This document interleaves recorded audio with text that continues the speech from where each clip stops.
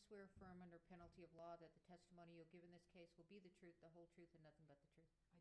All right, have a seat, talk into the microphone, thank you.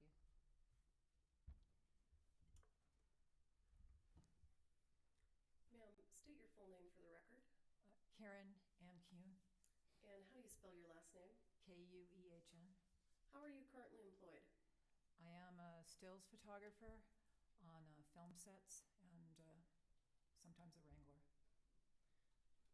What does a stills photographer do on film sets? Good morning We document or good scenes, afternoon. behind the scenes, and do gallery work and specials for billboards, posters, whatever the production needs. Okay. Were you employed as the stills photographer on the set of Rust? Yes. And if you recall, can you estimate for us approximately how many photographs you took during the time that you were working on Rust? Do you have any idea? Maybe 9,000. Okay. About 2,000 a day at the most. Sorry, I had the probably. volume Okay. super low. I am going to, well, before you came in today, did you have an opportunity to review one of the photographs that you took? I did. Okay. I am going to ask the court to admit State's Exhibit 165. I believe there's no objection? No objection. I just turned it up. Sorry. 65 is admitted to make published. Is it loud enough now?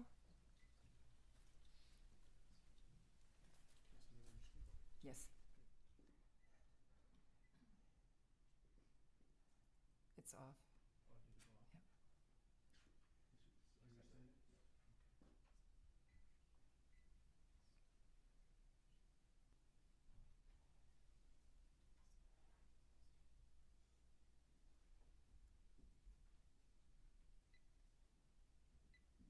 There we go. It went off again here. I can turn if you want.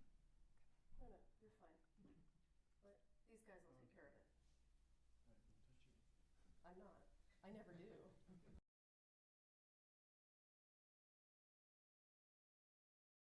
October. And would that have been 2021? Yes. And do you recognize this person here? Yes, that's Hannah. Okay. And who's this person here? Alec. And why were you taking this photo? I just shoot a lot, and I think the behind the scenes is really interesting, what's going on. So they're having a conversation about what's about to happen. And Okay. that's it. Do you know what this is in Ms. Gutierrez's hand? It looks like the gun belt. I'm guessing for Alec, Okay. or a bandolier, one of those. Okay. I see a gun in it. All right. I'm going to zoom in on this photo.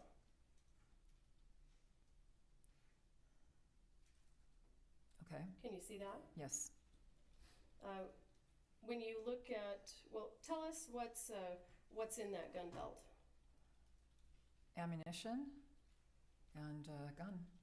And do you notice anything about the center primers of the ammunition that's in that belt? One is silver and quite different from the other three. Jason's mouth is wide open. And that was October 15th, you said. Is that he correct? shocked? Yes, ma'am. All right. I'll pass the witness. Cross-exam? Wow, that's it. Okay. Can I leave this here? And you can use it. You can set things on it if you want. Thank you. Morning, Ms. Kuhn. Good morning. Is it true that you were budgeted for 5 days of work for the entire show? Yes. Okay. And were you ever tasked with taking any pictures of guns pointing into the camera? Yes. Who made you take pictures of guns pointing into the camera? One of the junior producers, Ryan Smith, emphasized that I should get as many shots of guns pointed into the camera as possible. Okay, so then you were told to do this on many occasions? What? Maybe twice. When those photos are taken of guns pointing into the camera, are they actually pointed at you, directly at you then? When it's the gallery shoot, yes, and those guns have to be checked by the armor before, which I trusted was happening because she was nearby. When filming in New Mexico, did it appear to you that Alec Baldwin was the boss? Yes. Did you ever see anybody tell Alec Baldwin no? No. And in terms of the structure, did it appear that other producers were below him? Yes. Did you see other producers on the set frequently? Yes. Yeah, I only hear How it out of the frequently left did you see other too. producers on set? Pretty much every day I was there. Were the other producers sometimes even in some of the photos that you were taking? Yes. You had to Photoshop them out? No, I don't do Photoshop. Okay. What about Gabrielle Pickle? Did it appear to you like, well, first, did you have interactions with Gabrielle Pickle? Very little, just the initial deal. Did it appear to you, in your perception, that the budget was a major concern to Gabrielle Pickle? That's her job. She's the line producer, I believe, and so she has to come in according to whatever the budget is. Okay. Do you recall believing that she was trying to be cheap, to cheap everybody down? On the lower tier, lower budget shows, that's what they all do. And that's what you observed from Gabrielle Pickle in this show? I didn't get involved with her about everybody else's deal, just my deal, and I just made a deal with her, and that was it. Okay, but I'm trying to get at your perception of her and whether, in fact, I'm not sure if you're quite answering. Did you believe that she was cheap? I don't have an opinion. Do you remember testifying or making statements about your opinion of her previously where you said she was cheap? Well, that was the nature of this show. It was a low budget tier. Okay, and I'm not asking about that. I'm asking about your opinion about Gabrielle Pickle and whether you once believed she was cheap. I don't recall if I said that, then I said that. Would it refresh your memory to look at a transcript of your pretrial interview in this case? If I said it, then Okay. I said it. Good I mean, morning. that was Is the audio on both the sides for overall y'all? feeling with everybody. Everybody's always trying to get more money. That's just the way it goes. Okay. Thank you. I only hear it on the left, Were but I you tried to actually fix in it the for church y'all. at the time of the shooting incident in this case? I was. Because I think it's court And TV. do you recall ever seeing Hannah Gutierrez in the church at that time? I do Right. not. I saw her outside. Would you agree with me that after lunch, right before the shooting, everybody on set was rushing to get the set all up and going? I would agree with that.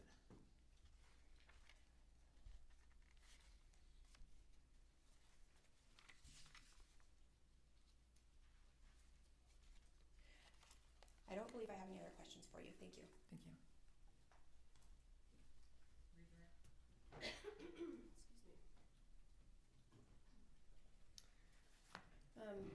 Ms. Kuhn, I want to ask you a couple questions about taking photos of guns pointed at the camera.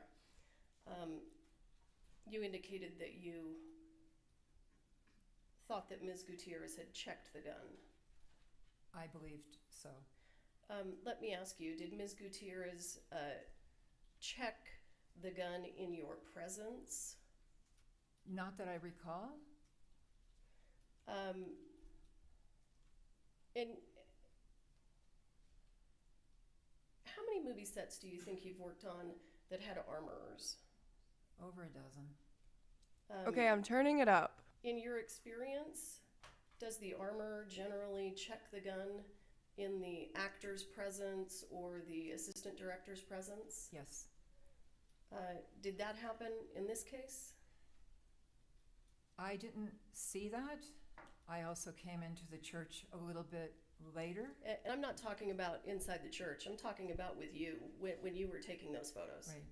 I just don't recall. I wasn't paying attention to that. I was paying attention to just documenting what was Okay. going on. Well, would you recall if Ms. Gutierrez showed you the dummy rounds and shook them for you when she put them in the gun? I would recall that, but I don't. Okay. So is it your testimony that that did not happen? I don't know. I don't know if she checked them. It's not my job. She didn't check them in front of you? No. Okay, understood. Was Ms. Gutierrez present for those close-up shots of guns pointed at the camera? She was nearby. We were in a very small space outside of a barn for a gallery shoot, and I asked her to check everything, and I trusted that she did that, and I was inside and working with the talent on those days, and that space is probably 20 by 30, very small. You can't have a lot of people in there. Okay. You were asked some questions about Ms. Pickle and the budget. Mm-hmm. Do you generally work on movies in the state of New Mexico? Yes. You live in New Mexico, right? Yes. And are a lot of films that are made in New Mexico low-budget movies? It's a mix. It's a mix. Okay. Do you have any knowledge about New Mexico tax incentives and how that happens with regard to different tiers of movies? Not enough to talk about, but I know Okay. they get a discount if they hire our local crew, which we appreciate. Okay, of course, understood. On October 21st, 2021, when you were inside the church, and I'm talking about shortly before the incident where Ms. Hutchins was Oh, shot, Did she were see you it? paying close attention to Ms. Gutierrez and what she was doing? No, I was paying attention to Alec because he was handling a gun. As I walked in the church, I thought, there's some shots happening, photographs. So I kind of went right in to get some photos of him. And then he pointed at me to get out of the way and out of his personal space. Okay. What a dang. I don't have anything else. Thank you. Alec Baldwin is not looking All right, good. thank you, you're excused. Thank you very much. Next She witness. really wanted to get that in there. State calls Marissa Popple. Thank you, ma'am. Thank you. Okay, that was a photographer that was on the set just taking like behind the scenes photos. The name Marissa Popple sounds very familiar. Wait. We already heard from her. This is the Do you swear or affirm under penalty of I law that think the she testimony you analyzed give the in this case will guns. be the Doesn't she truth, work the for the whole truth, and FBI? nothing but the truth? Yes. All right, thank you. Have a seat, talk into the microphone. Sorry, I didn't realize we were still presenting on the screen. Well, let's leave it on for now that I've figured out what's going on. Ms. Popple, good morning. How are you? Good, thank you. Thank you for returning to answer some additional questions. I would like to show you a series of photographs, and I believe there is no objection to these photos. Are they new exhibits? They are exhibits. All right. And the photos are going to be 166 through 173. All right, there's no objection to their admission. No objection, Your Honor. Okay, they're admitted, you may publish. Okay. Ms. Popple, do you see that photograph there that's on your screen, and I'm showing you State's Exhibit 166? Yes, I do. What is that a photo of? This is a photo of dummy rounds that were removed from a box that was located in the prop truck, and then they were laid out on brown paper and rephotographed. And I'm going to show you what's already been admitted as State's Exhibit 48A. Do Do you recognize that? Yes. What is that and how does it relate to the photo that we just looked at? These are those same rounds while they were still in the foam insert. And are these the rounds that came out of the box that had the blue Sharpie writing on the label? Yes.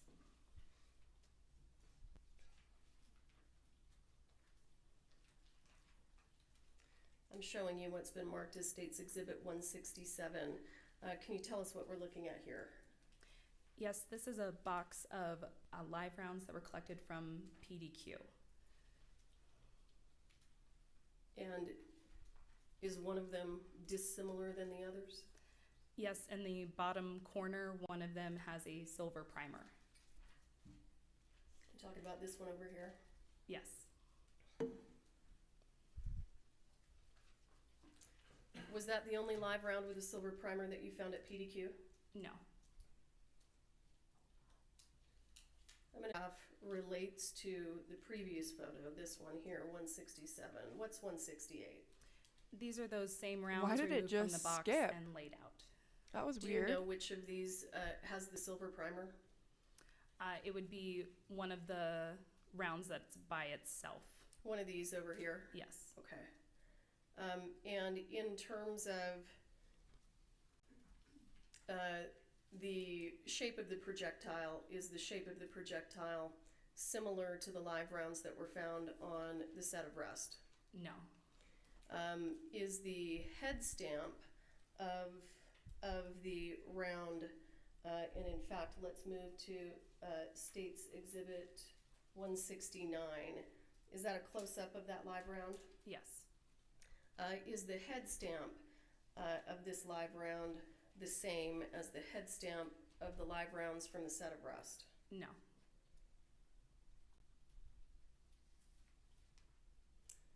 State's Exhibit 170, what are we looking at here? These were additional rounds that were located at PDQ that had silver and color primers. And are the head stamps the same as the live rounds found on the set of Rust? No. State's Exhibit 171, what's this? This is a top view of those same live rounds located at PDQ with the silver primer. Okay. Is the projectile shape the same as the live rounds that were found on the set of Rust? No.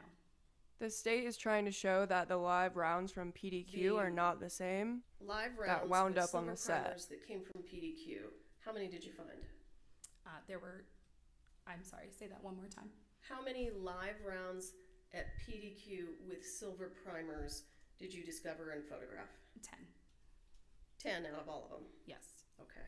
And have we looked at all of them this morning? Yes. State's Exhibit 172, what is this? This is the outside of a ammunition box that was located in Lieutenant Benavidez's vehicle. And based on your experience in this case, do you know what kind of ammunition that box contained? This contained blank rounds. Okay. And State's Exhibit 173, what is this? This is the outside of an ammunition box that was located on top of the cart. And what kind of ammunition was inside this box? There were blanks inside this box.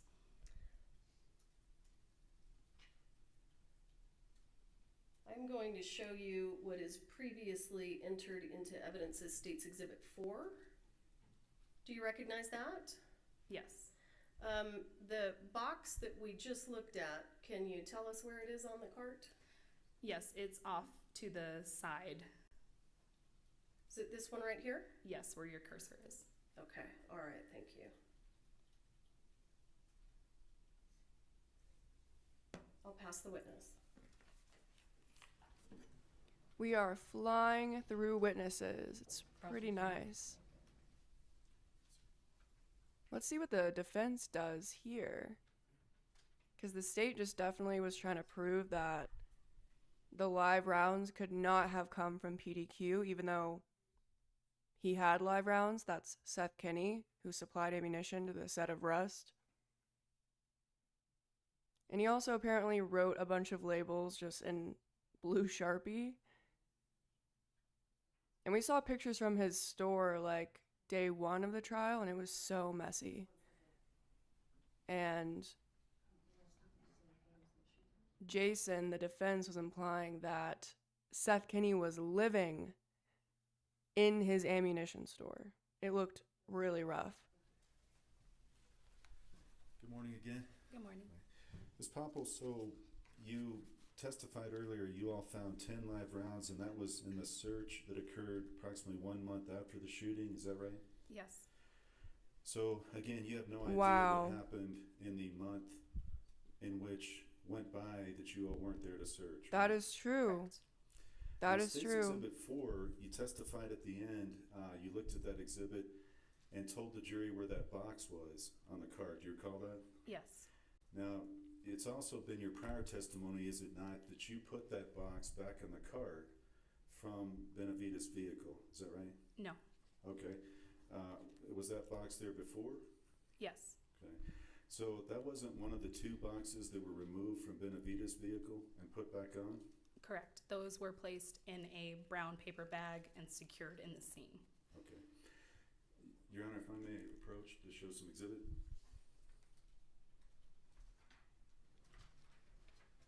Now I'm going to show you first what's marked as Exhibit Q, Defense Q, and ask if you recognize that. Yes, I recognize it.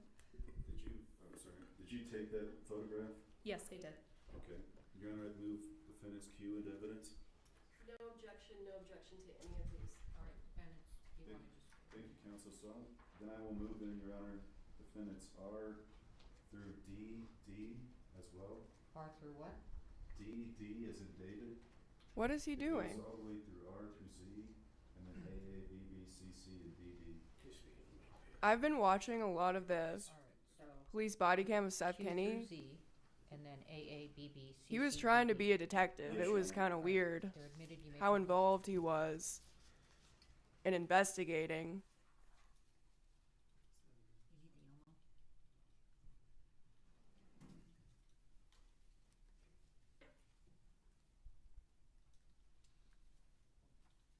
We love you, courtroom tech guy, for moving the trial along.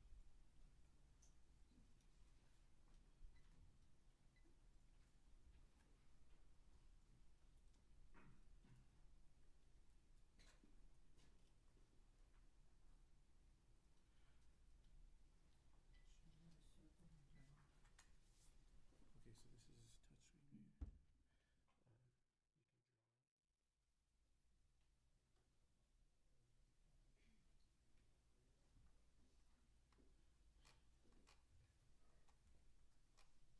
You got it, Jason. Okay, ma'am. First, I've got Defendant's Q, and I want to show you that picture. Move that microphone closer. Yeah, I haven't seen one of those projectors since Ms. Popple, Defendant's Q. Middle Can you tell school. the jury what that photograph is? This was a photo of dummy ammunition that was located at PDQ. Now, when you say it was dummy ammunition, did you send these to the FBI lab? No, we did not. And did you actually seize those and take them to the sheriff's office? No.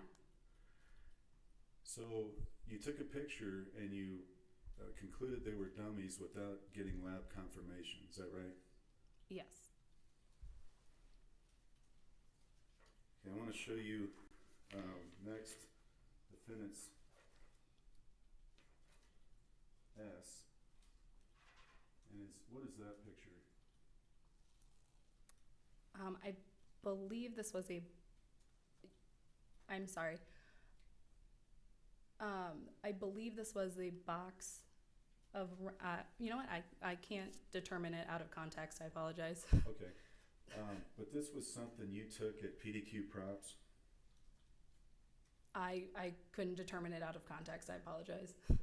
It's okay. I've over 2,000 photographs and Sure. mostly of ammunition. So Defendant's T. Can you tell the jury what that is? this was the outside of the box where live rounds were located at PDQ.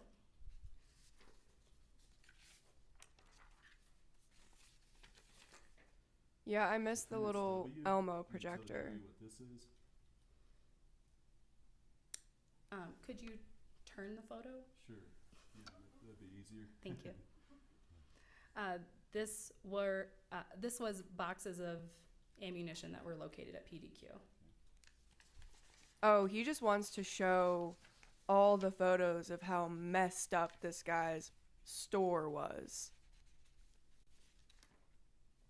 I think. Okay, defendant's DD. Can you tell the jury what that photo is? Sorry, he's not This was speaking into the another mic. photograph taken at PDQ. Did you, is this in the state it was in when you, obviously when you got there for the search? Yes. What are those items in the back? They're yellow and green. You see at the very top right. What are those things? I'm not sure, some form of tool. Did you inspect that tool at all to find out what it Oh was? shit, yeah, see? I believe Look at this. that Sergeant Zook assisted with that aspect. Were there any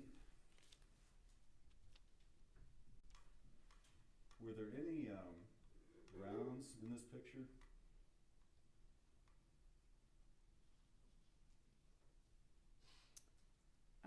If you could move it up just because my portion has. If your lettering desk underneath looks it. like this, Sure. no shame. Yeah. There were No shame. rounds on the table, yes.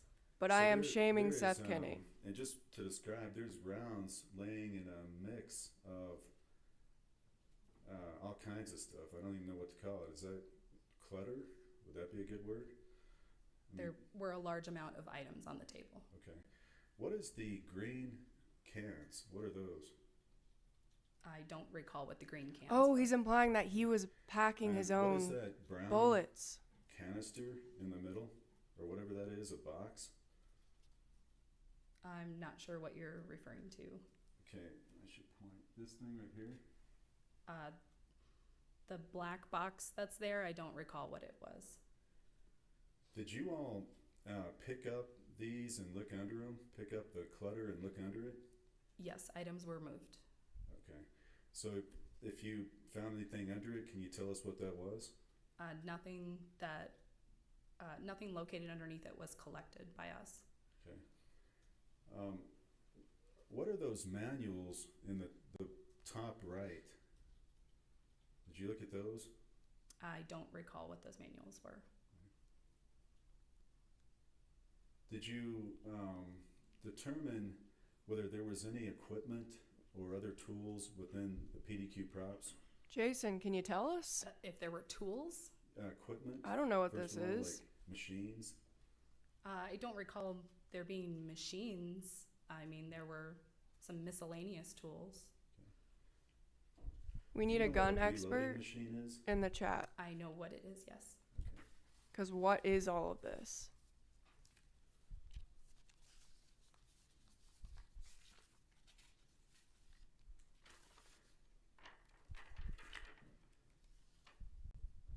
I'm going to show you defendant's U. Again, I'm going to show you those items I was talking about, the yellow and green, and seeing those closer, does that refresh your memory as to whether you might have seen what those were? It does not. I did not inspect those items personally. Okay.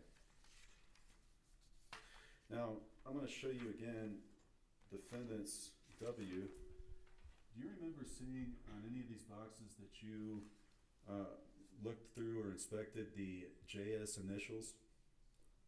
Yes, multiple boxes had JS initials. I'm going to show you defendant's V. Ma'am, what is this picture that we're looking at? I don't recall exactly where this picture originated from.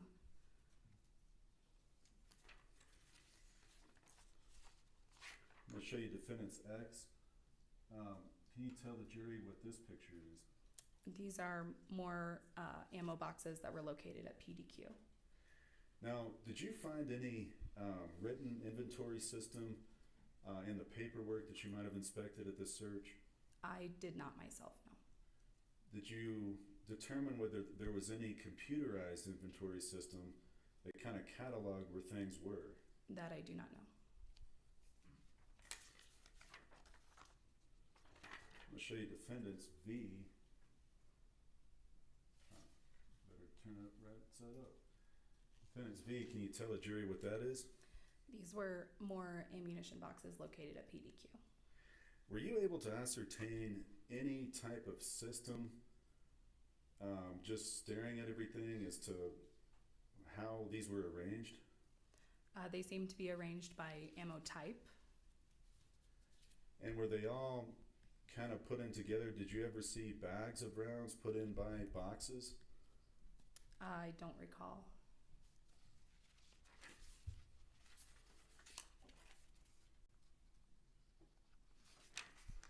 I'm going to show you defendants AA. Does that appear to be bags of rounds by boxes? Yes. Okay. So again, that was how it was when you took this picture at the search, correct? Yes. Okay. You want to have, let me see, Judge, just 1 second. Okay, I found the tool. You're right. Apparently, it's just used in a variety of ways to like change the handles on guns and also a reloading bench. I guess a variety of different ways. Ms. Popple, when you were at PDQ, you were there pursuant to a search warrant, is that right? Yes. And did the search warrant let you take from that property anything you wanted to? No, it had restrictions. What were the restrictions of the warrant? We were looking specifically for live ammunition in a .45 caliber. Okay. 45 caliber live ammunition. Yes. Okay. Did you take all of the 45 caliber live ammunition from PDQ into evidence? Yes. Of all of the 45 caliber live ammunition that you took from PDQ, was any of it similar to the live rounds found on the set of Rust? No.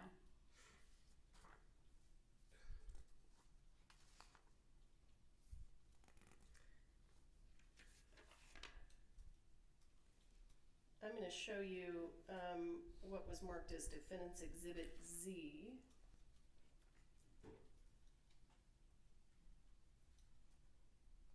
Were all of those boxes taken into evidence? No. Why not?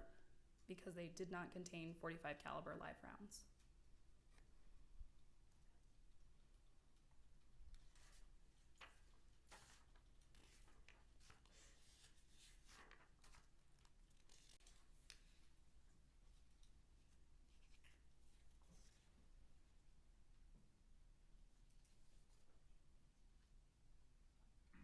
I'm just amazed that they didn't What is marked as Defendant's search Exhibit AA? until Do you see that? a month later. Yes. He could have These bags made sure there was no live rounds. I'm a little reluctant to call them ammunition, but what appears to be, at a minimum, brass casings. Were those taken into evidence? No, Why not? because they were not .45 caliber live ammunition. As you look at that photo, do you know whether they were live ammunition at all? No, I don't believe they were.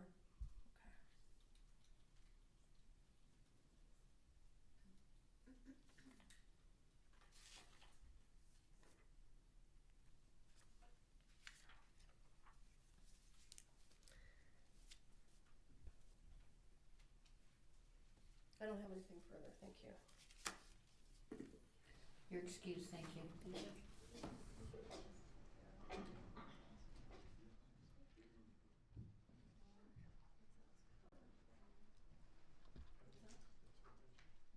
Another witness already? Keep with Mr.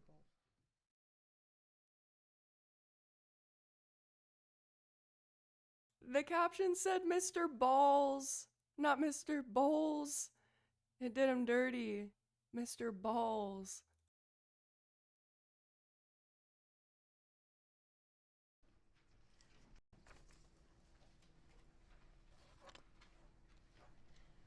Next witness.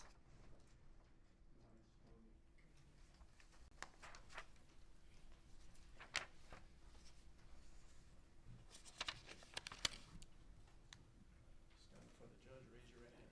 Do you swear affirm under penalty of law that the testimony you'll give in this case will be the I truth, swear the the whole truth, and caption nothing said but the truth? Mr. Balls. All right, have a seat talking to the microphone, thank you.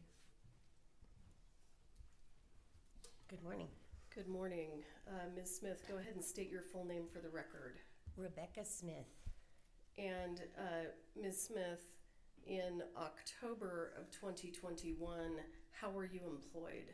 I was employed as Key Craft Services. Was that on the set of Rust? Yes, ma'am. Okay. Can you explain to the jury what Key Craft Services does? Key Craft Services is basically a set mom. I show up and make sure that coffee is ready for everybody, that everybody has snacks and hydration. If they run out of sunscreen, if they run out of chapstick, they come to me. And what hotel were you staying at when you were working on the set of Rust? The Inn at Santa Fe. And was Ms. Gutierrez also staying there? Yes, ma'am. During the time that the two of you were both working on the set of Rust, did you get to know her? Know her? No. I had a chance to sit with her once or twice, but not really get to know her. Okay. Would you say she was more of an acquaintance? Yes, ma'am. Okay. And What did this Ms. witness Smith? see? were you present at the hotel the evening of October 21st, 2021? Yes, ma'am. And at some point that evening, did you go to Ms. Gutierrez's hotel room? Yes. Is this And about why did you do that? the cocaine? Court and I forget what his name was, but the set steward were in her hotel room and needed to go to the store to get something and did not want to leave her alone, so they called me and asked me to come up to her room. Okay, and did you do that? Yes, ma'am. And did you stay with Ms. Gutierrez for a little while? Yes, ma'am. And then at some point, did you leave? Yes. Did anything unusual happen when you left Ms. Gutierrez's room? Yes. She asked me if I could hold on to something for her. I said yes. She put it in my hand and I walked out as there was a knock on the door. And after you left the room, did you look to see what she had placed in your hand? Yes. And This is it, y'all. can you describe, It's the without cocaine. making any assumptions about what it was, can you just describe what you saw in your hand? Hannah gave her drugs. It was a clear Ziploc baggie with a green small Ziploc baggie inside, and there was powder inside the green baggie. What color was the powder? White. Oh, If- shit. I want you to compare this to Oh, crap. like a sugar packet that you It would. was definitely not sugar. No. Okay. I'm sorry. Let It me get didn't my look like sugar. let me get my anyway. question out. Okay.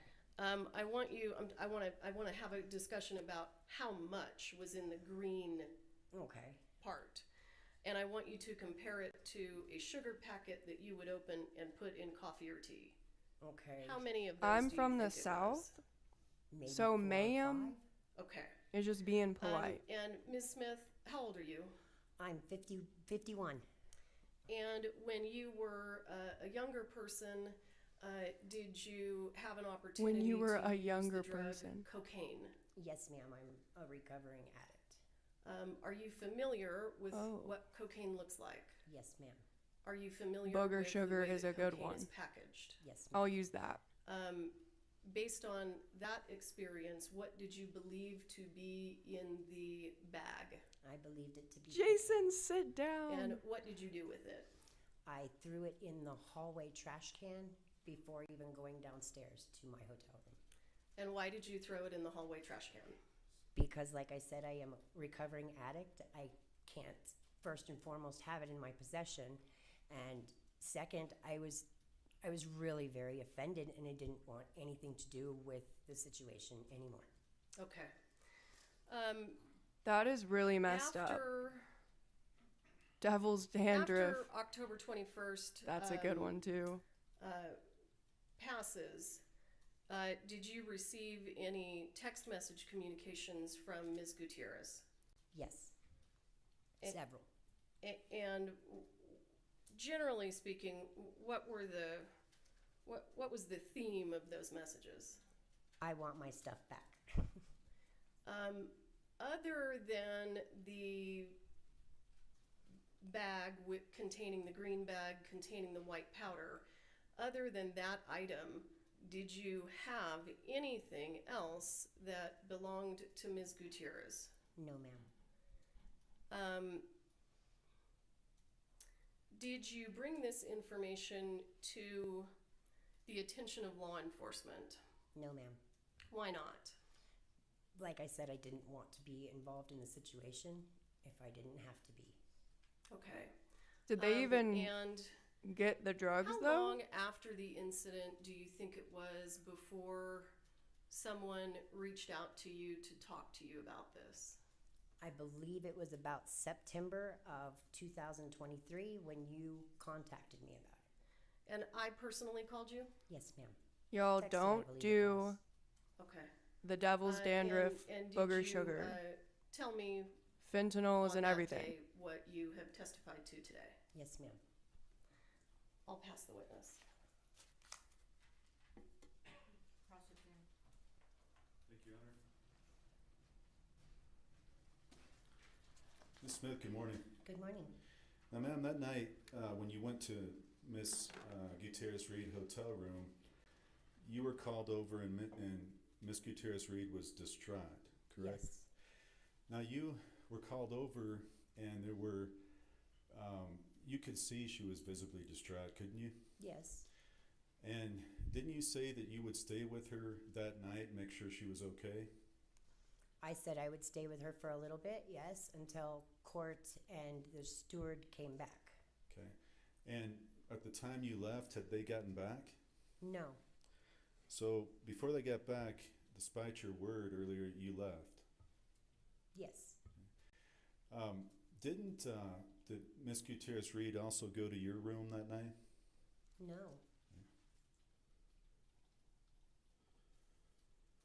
Now, your testimony is that the last time you used cocaine was approximately 20 years old. Is that right? Yes, sir.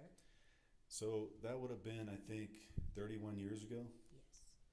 And since then, thankfully, you've been clean. Is that right? Yes, sir. Jason, So it looks the You have not same. seen that substance Come in on. 31 years. Come That's on. fair to say? We know. No, that's not fair to say. Okay. I have seen it, just not used it. Okay.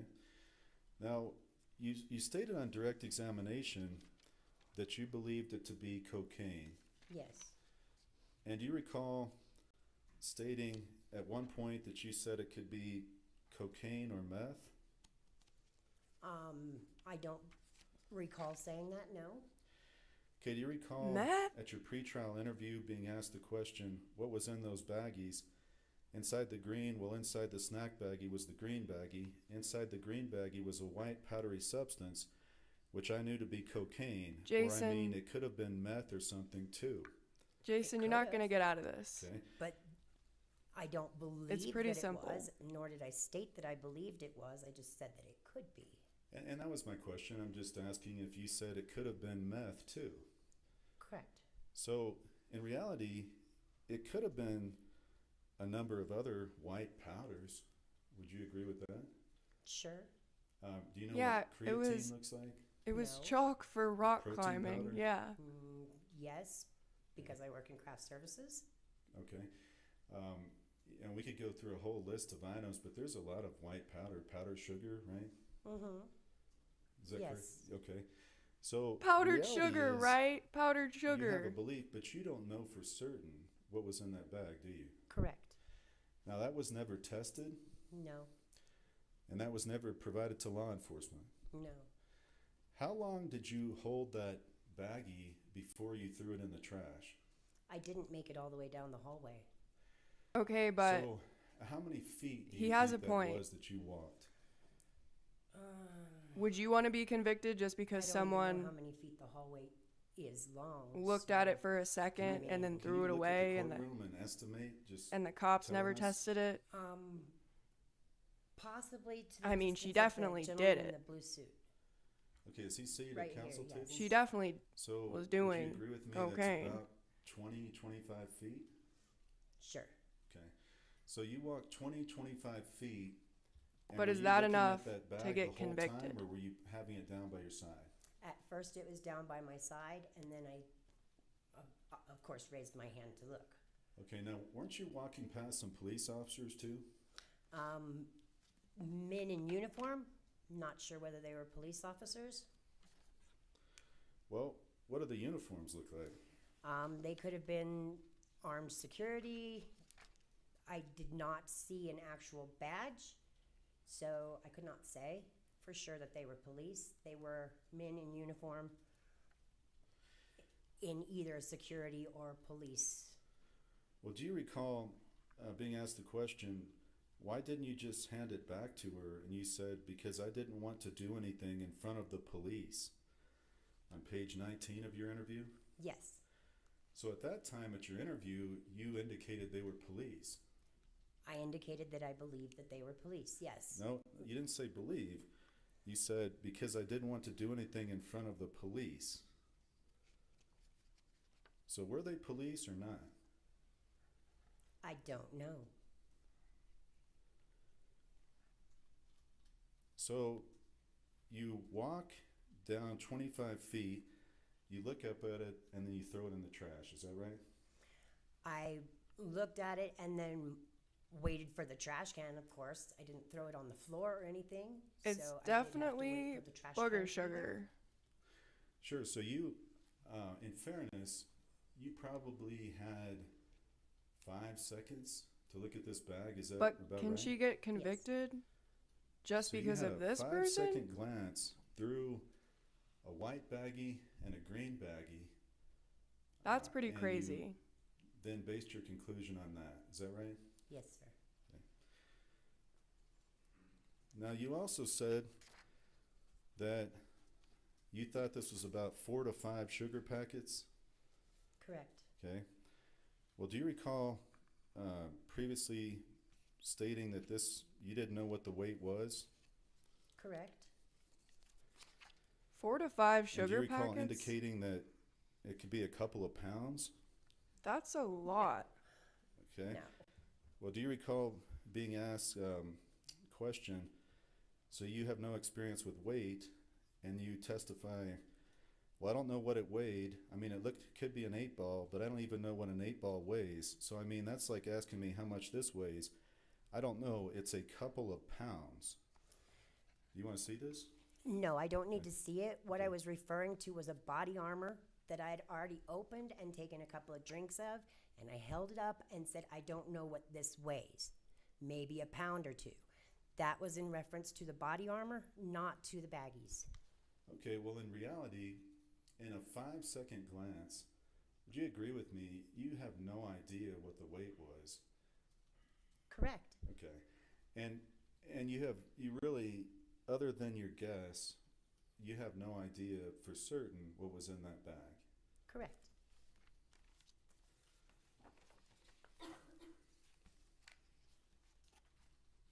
Then may I just have one moment?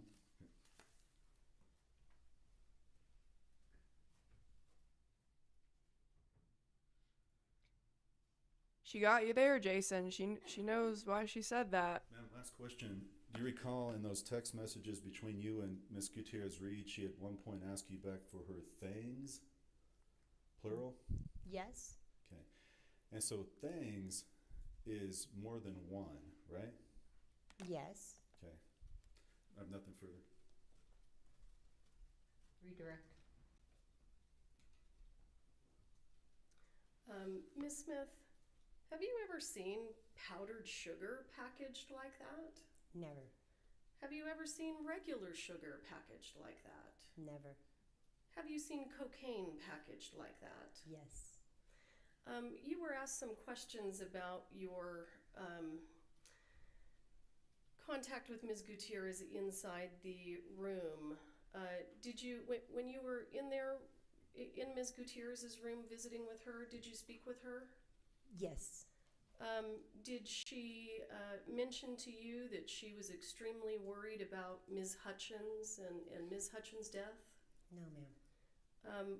What specifically did she say to you when you were in her room with regard to any concerns that she had? She was concerned about her career. She was concerned about being prosecuted because somebody got shot. All right. Nothing further. Thank you, ma'am. Thank May you. I ask one more question? Jason's like, I cannot let that Can we fly. approach real quick? Yes.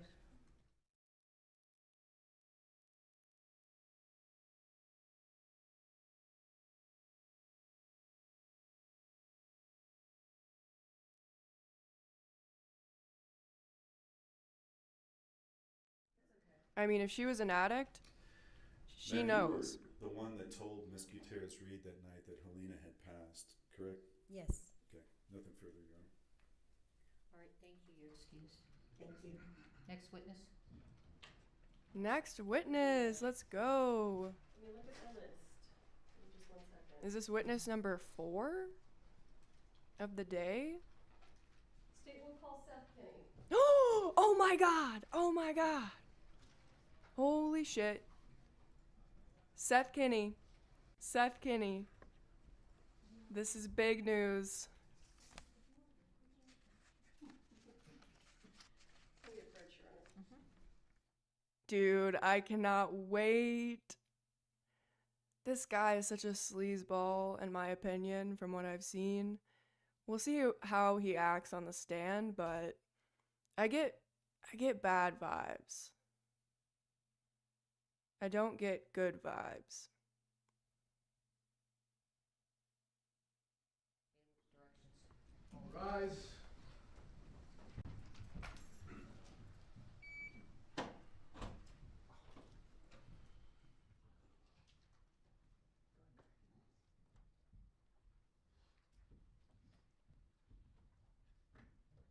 This is gonna be crazy.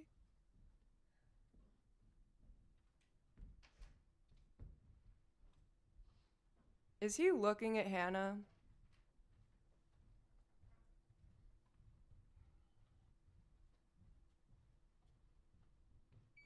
All right, thank you, we're in recess, we'll, once you get back here at 5 of, okay? Thank you. Oh, wait. What? Oh, it's okay. We can skip. We can skip.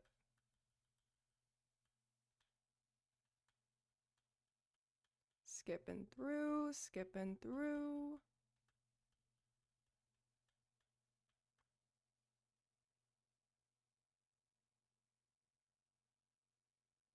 Oh no. Okay, we're on break.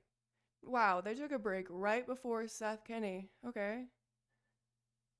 That sucks. They should be back though. Like any minute.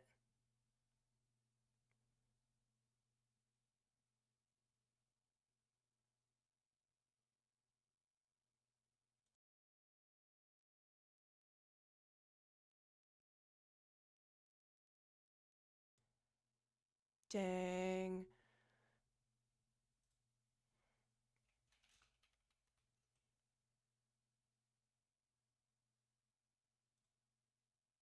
They would have said, oh, Oops, sorry about that.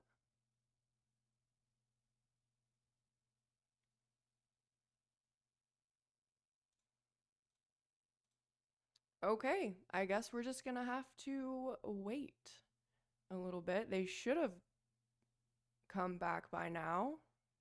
It's been like 15 minutes. Back to the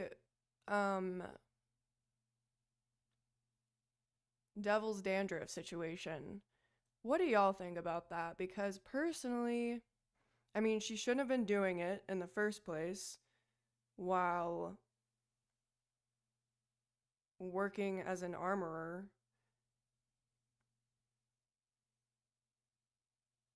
Especially on set or during the hours she's working. I'm sure like a bunch of the crew was joining in with what she was doing because it's the movie industry. It just has a reputation for being, you know, people do a lot of drugs. But yeah, like the only evidence is this one witness who says Hannah handed it to her and then immediately threw away. Like it was never tested. She came forward months after, and I believe her story. I believe her 100%. And I believe it was cocaine, but it was never tested. They only have this one witness.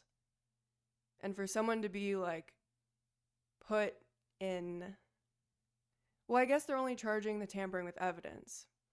They're not charging her for drugs. They're charging her for tampering with evidence.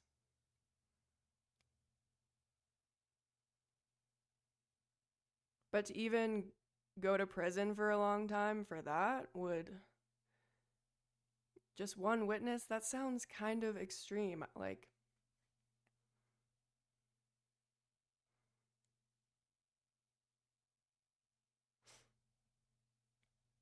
Yeah, and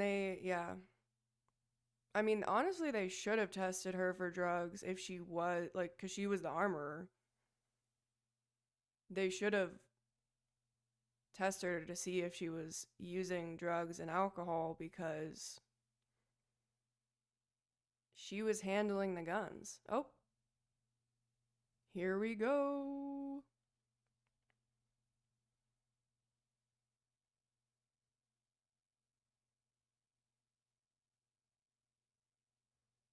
Oh, Miss Lead Detective.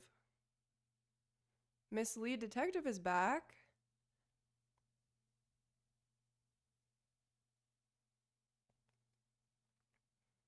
Also, y'all, I watched police body cam of like the lead detective talking to Seth Kenny and Sarah Zachary, and it looked a little flirty.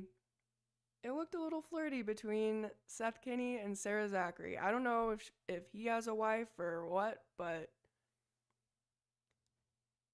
it was looking a little flirty.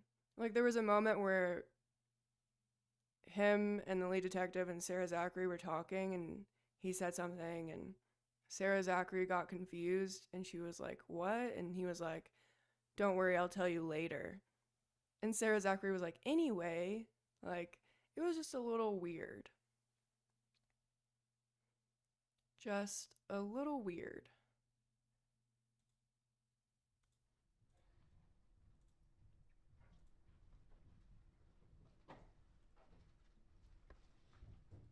Finally, we are back.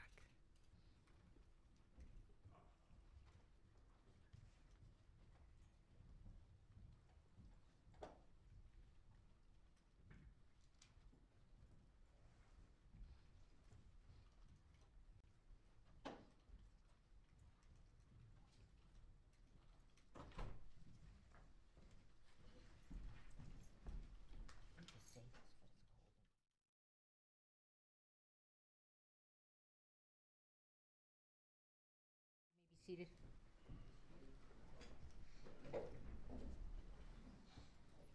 He was also defending Sarah Zachary like so much in his interviews and like throwing Hannah under the bus for everything. Like it was he seemed very biased. Do you swear affirm under penalty For of law some that the reason. testimony you'll give in this case will be the truth, the whole truth, and nothing but the truth? Yes. All right, have a seat, talk into the microphone, thank you. Good morning, sir. State your full name for the record, please. Good morning, Seth Andrew Kenny. Mr. Kenny,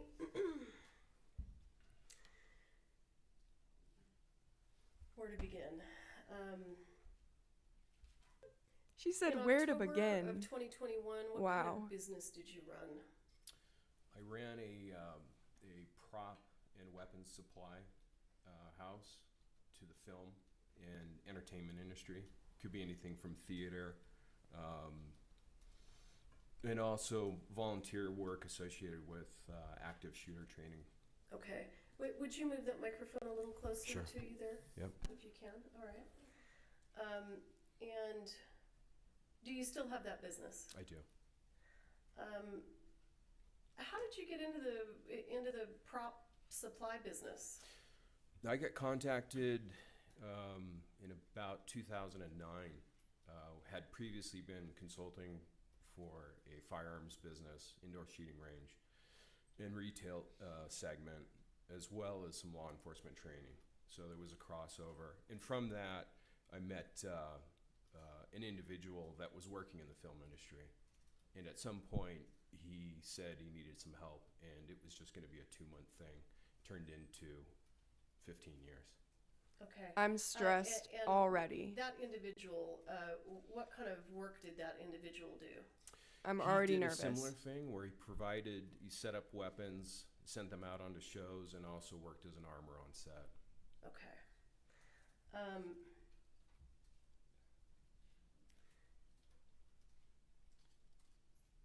So how long have you owned PDQ props?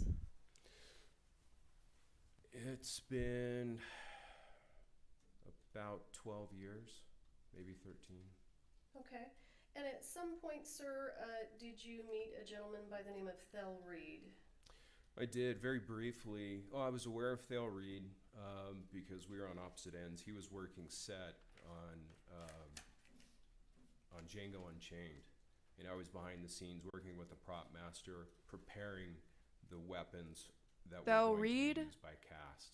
Is Hannah's So I was stepfather. aware of him then, and then By the very way. briefly one day, a prop master brought him into the LA Prop House Arsenal, where I did actually meet him.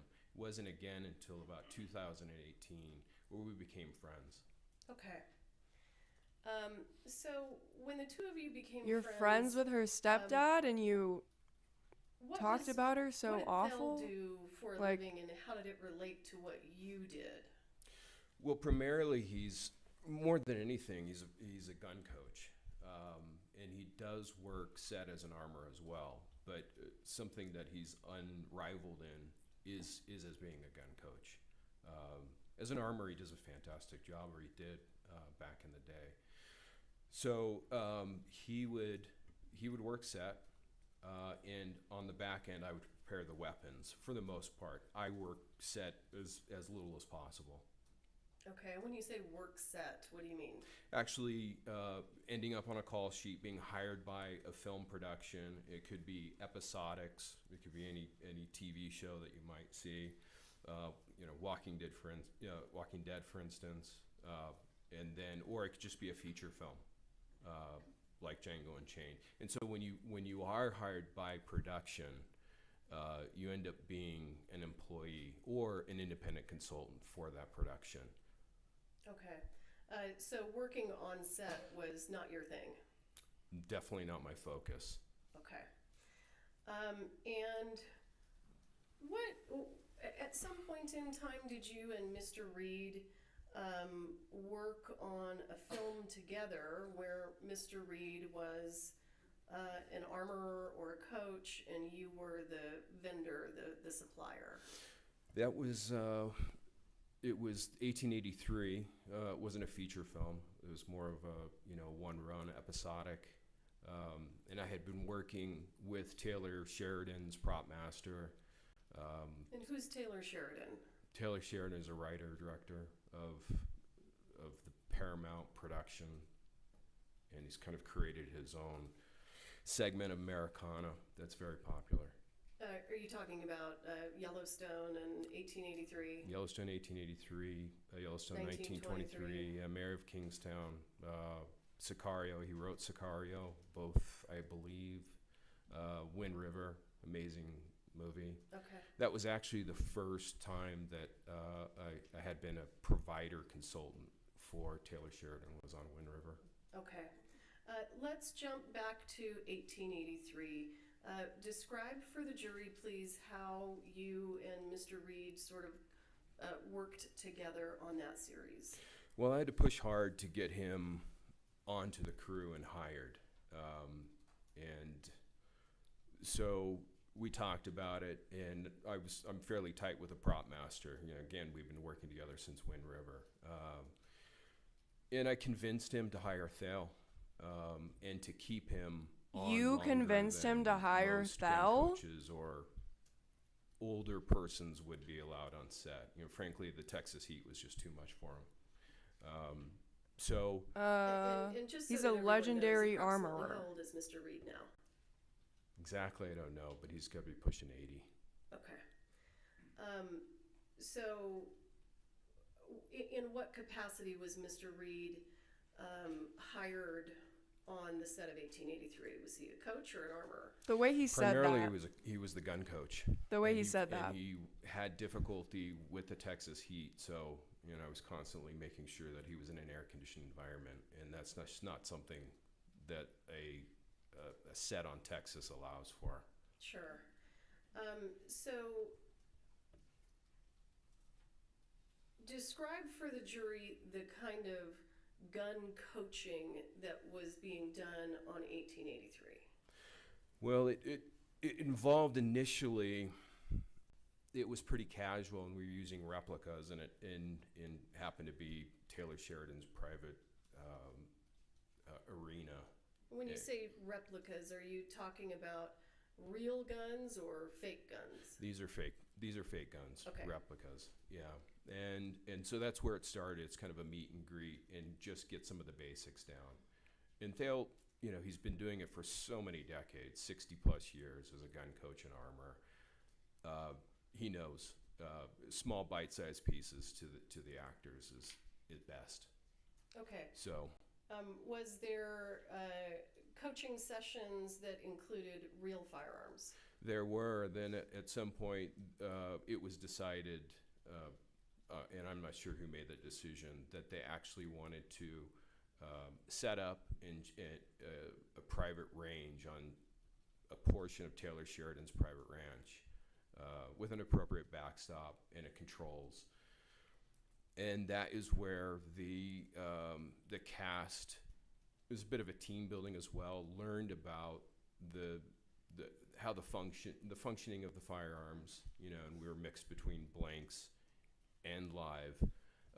We had live ammunition in one area, and then take people off to the side and shoot blanks. And essentially, the safe distance on most blanks is about 20 feet. So we would take them away from the firing line and test and train them there. And primarily, they had gotten it by that point. They had really understood for their characters what they needed to be and do on set.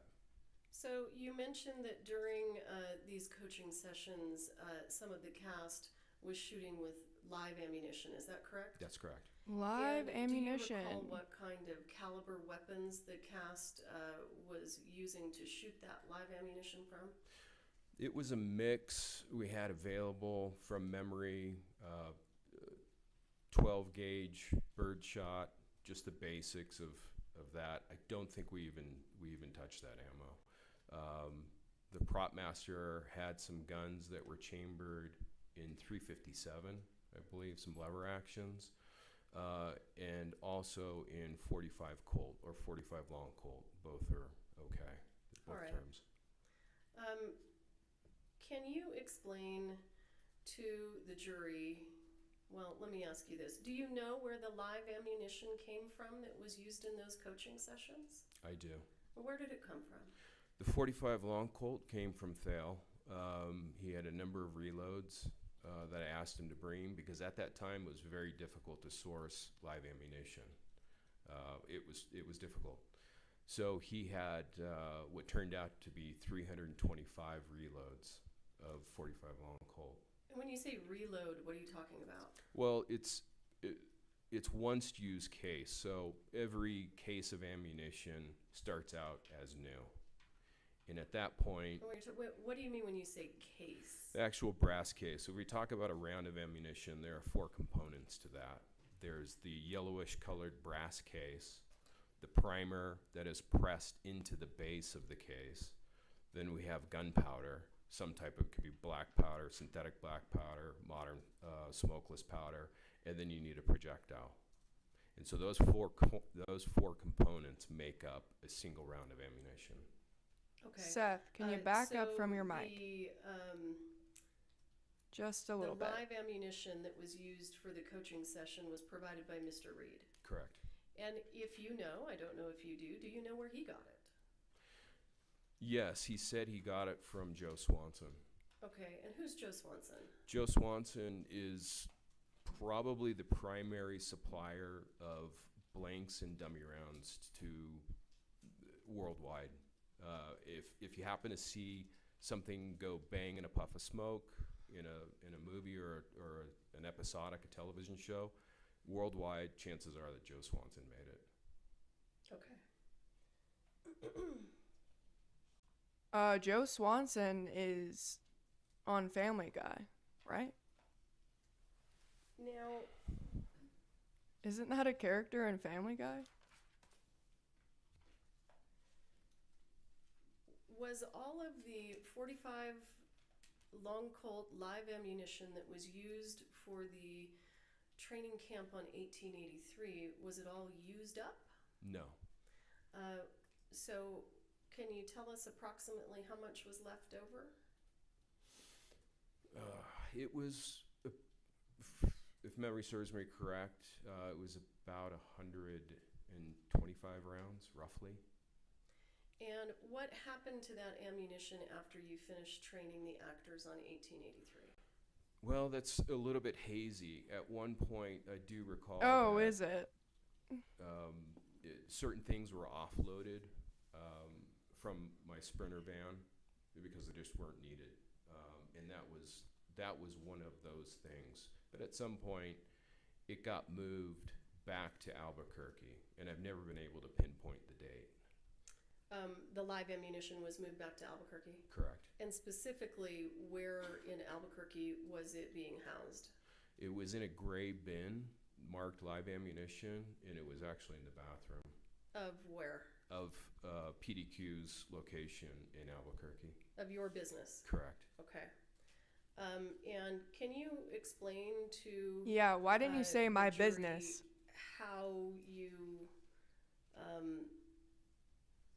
how you would keep, how did you know it was live, and how were you able to keep it separate from dummies and blanks? Well, it's obviously, it's a concern anytime you've got these things in, let's just say, one structure. And in this instance, always better to keep live ammunition near blanks rather than dummy rounds, because dummy rounds and live ammunition can look exactly the same. So if we were to look, if I were to set aside a single blank and a piece of in a single round of live ammunition, it would be obvious which is which just from looking at it. Okay. The same cannot be said for live ammunition. So these are things that should never be next to each other. Did you keep all of the 45 long Colt live ammunition in the gray bin? It was in the gray bin, and it was marked on two sides live ammunition. Did you have 45 long Colt live ammunition stored anywhere other than the gray bin at PDQ in Albuquerque? No. Yes. And They do found. you recall a search warrant being executed at Where did they PDQ? find those do. live rounds? And when the search warrant was executed, were you present? I was. Did you aid the police? Absolutely. What? And What? did you provide law enforcement You aided police? all of the 45 Colt live ammunition that you had at PDQ? Yes. That And makes it me wasn't- more It sus. wasn't spelled out in the warrant that way. If my memory serves me correct, the warrant specified that any live. Yeah, and it's okay. We'll move on from that. I understand your concerns. When is so a person let's not allowed talk to be about the present warrant. when they're Okay. place is searched. They tell you to get out. That is so weird. Was there another show that you and Mr. Reed both supplied firearms and ammunition to after 1883? No, So not that I recall. let me, did you supply firearms or, and when I say ammunition, I apologize, I mean blanks and dummies, to the set of a movie called The Old Way? Yes, but that was filming concurrently with 1883. Okay, they were happening at the same time. Yes. All right. So what did you Wait, provide? excuse me. Wait, actually, sorry. Now that I think about it, actually, Hannah was wrapping The Old Way, and we were still in pre-production at that point. I don't think we had gone to camera yet. On 1883? Yeah, I remember being in Texas at the time when Hannah was wrapping out The Old Way, which is essentially concluding filming. No more camera work at all, right? She's packing up her guns, she's packing up her, her bags Okay. to leave Livingston, Montana, and we were still prepping to go to camera, but working for production on 1883. Okay. So you indicated that Hannah was involved in the movie The Old Way. Can you explain to the jury in what capacity was she working on that film? Well, it was her first solo lead as head armor, and Thale got in touch with me and said that. Hang on, I don't want any hearsay. Okay. So she was the lead armor, and that was Jason the first movie smirked. she was the lead armor on. Correct. Okay. Explain to the ladies and gentlemen of the jury what you supplied to the set of The Old Way. Roughly half the guns, most of them the long arms, which are lever actions, and shotguns, and single shot rifles as well. And then there was a mix of about 50% Thale, 50% PDQ supplied the blanks. I supplied 14 rounds of 38-40 dummy rounds, and Thale and Hannah supplied the balance of the dummy rounds. Okay, so you supplied the only dummies that you supplied to The Old Way were caliber 38-40. Correct. Did you supply any 45 long Colt dummy rounds to the set of The Old Way? No, I didn't have any. And you only supplied 14 38-40 dummies? It's all I had, yeah. Okay. And it's your understanding that Mr. Reed and Ms. Gutierrez supplied the remaining dummy rounds to that show? Yes.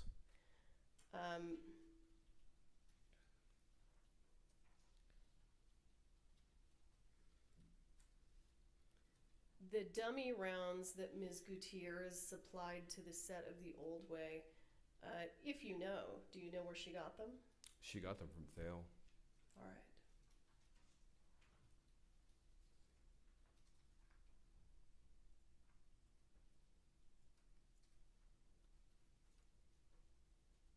PDQ is Seth Kenny's business. I don't know why he's trying to distance himself from his own business. Or maybe he's trying to advertise it. I don't know. A lot of your ammunition from Mr. Swanson. 100%. Actually, no, excuse me, 90%. And do you source from Mr. Swanson? And again, not ammunition. Understood. Just dummy rounds and blanks. Okay. Do you source both dummy rounds and blanks from Mr. Swanson? Dummy rounds 100% from Joe Swanson. Okay. I think we should look at some pictures if we can. Hannah is whispering. Mr. Bowles, will you have a look at something with me? I don't want it to be displayed yet. So here's just so that you know what I'm going to show him.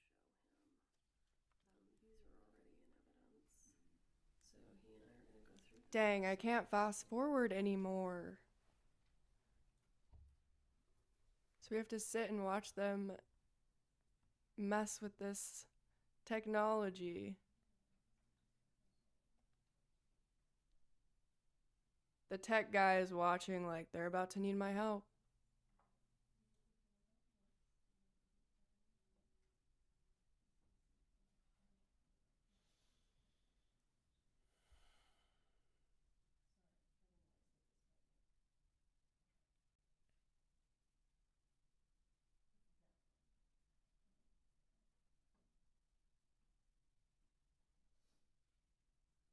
After this trial, I hope Carrie and Jason just, go out, have some fun. No hard feelings after the trial, whoever wins. Because usually defense lawyers and prosecutors are, if you're in the same court a bunch, like you're low-key friends. Because you see them so often. So I'm wondering what their personal relationship is like. I'm good, thank you.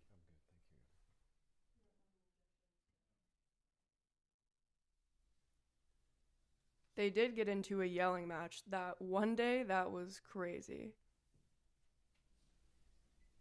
And now they have to approach the judge every time they want to object. Thank you. Mr. Kenny, do you see the photograph on your screen? I do. Thank you. Have you ever had a box of dummies from Mr. Swanson with that label? No, never. And why would you not have a box with this label if you're sourcing your dummy rounds from Mr. Swanson? Well, 1883 was the first period show that that I needed 45 long Colt dummy rounds for. Prior to that, even though we had done a flashback scene with Tim McGraw in Yellowstone, there was no call for dummy rounds, or the prop master sourced them elsewhere. So I just never needed them. And when I did, I needed them by the thousands, not by boxes of 50. And so what happened is Joe Swanson, he asked me, do you want me to package them up? I said, no, there's no point, right? It's more work for everybody. So he sent them to me in bulk. Okay, and so you never had anything like this in your possession? Never. And let's talk about the dummy rounds that you provided to the set of Rust. Did you provide 45 long Colt dummy rounds to the set of Rust? I did. I supplied a single box of 50 on October 12th. And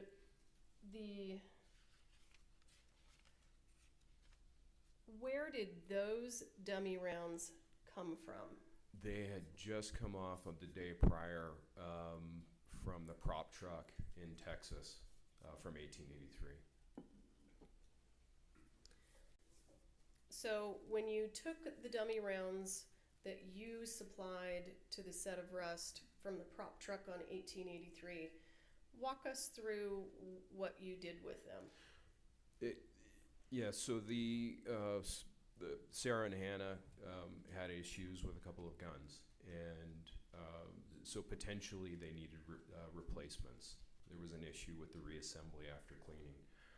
So I pulled some of PDQ's inventory from the 1883 prop truck to make sure that I had something to replace. Unfortunately, I couldn't find a 45 long Colt chambered gun that matched what they had on Rust, but I did find one chambered in 4440.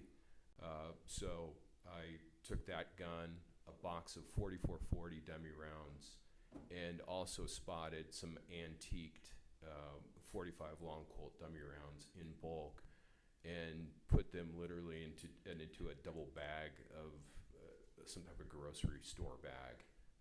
And those three items went into my Sprinter van, and I drove straight from that set to my PDQ's location in Albuquerque.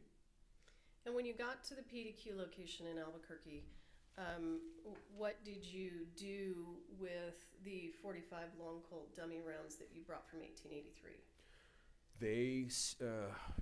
It's kind of an odd thing to say, but because there were probably a considerable amount of money in firearms in the van at the time that were headed back to California, I slept in the van with the guns behind closed gates, but that's just what you have to do. So it wasn't until the morning of the 12th that they were brought into the, my place, PDQ's location in Albuquerque. Okay, and what did you do with them when you brought them inside? Well, I got rid of the grocery bags straight away, and I built a small brown cardboard box, and they got poured into there. Sarah Zachary was running late.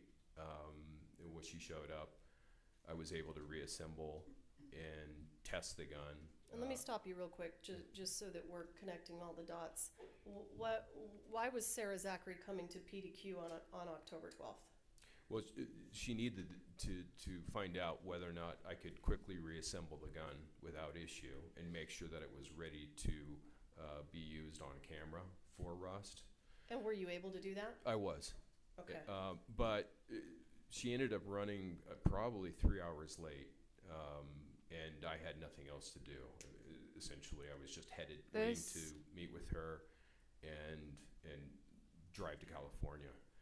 So while I was sitting there doing nothing, I looked at these overly antiqued rounds that had been dipped in a chemical that patinaed not only the lead bullets, but also the cases very heavily, too heavily, and they didn't look right. They didn't look right for camera. So I just sat there and decided, well, I'll just see what it looks like after I polish them up with some Quado steel wool.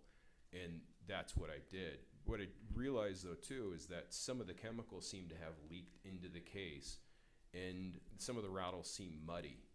And what do you mean when you say some of the rattles seemed muddy? Well, This Joe guy Swanson, for the most part, supplied stopped guns and using ammo BBs inside the dummy to the rounds set because the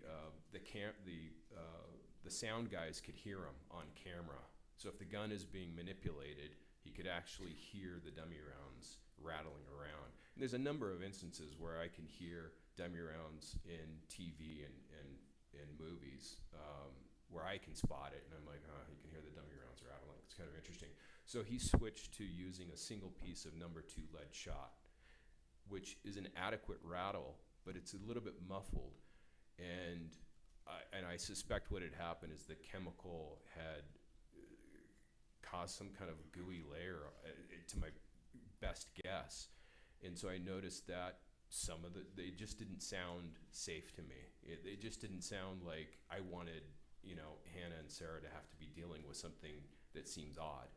And so I selected, before I sat there and polished each dummy round, I had to make sure, one, it rattled before I spent a minute polishing around. If we're talking about a box of 50 plus writing a label on both ends, I sat there with this box for an hour. So they got rattled before they got polished, and then re-rattled to make sure they would rattle without issue, and then individually inserted into the box. Okay, hang on just a second. I feel like he's gonna say something that is not good for the state because he just simply talks way too much unprompted. Like, this guy has 6 hours of interviews and phone calls recorded, and that's just the ones that were recorded by police. He's also named in all the lawsuits that have been filed for this case because he supplied the guns and ammo. Mr. Kenny, I'm going to show you what has previously been entered into evidence as Defendant's Exhibit L43. I'm not going to switch over to the Elmo for this because it requires too many steps and it'll take too long. Do you recognize that? I do. What is this a photo of? It's a photo of the brown cardboard box that I had just taped up to purposely hold those aged dummy rounds, and you can see in the picture what they look like before being polished with Quado steel wool. Okay. I am going to show you what has been marked as State's Exhibit 174. There's no objection to admitting this into evidence, and I'd like to publish. Right, States 174 is admitted, you may publish. Mr. Kenny, what is this a photo of? That's the same box. Just it's missing the. I think I saw some spent blank cases in the box, as well as the Quado steel wool. Okay. So when did you take this photograph? I don't recall.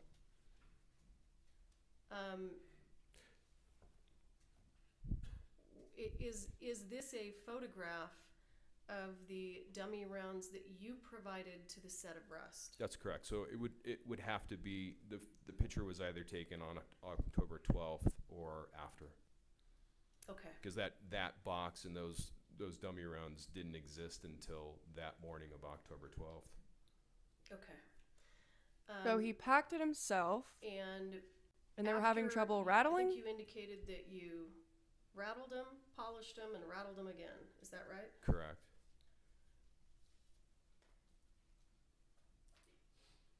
The defense is going to have a ball with this And guy. I cannot wait.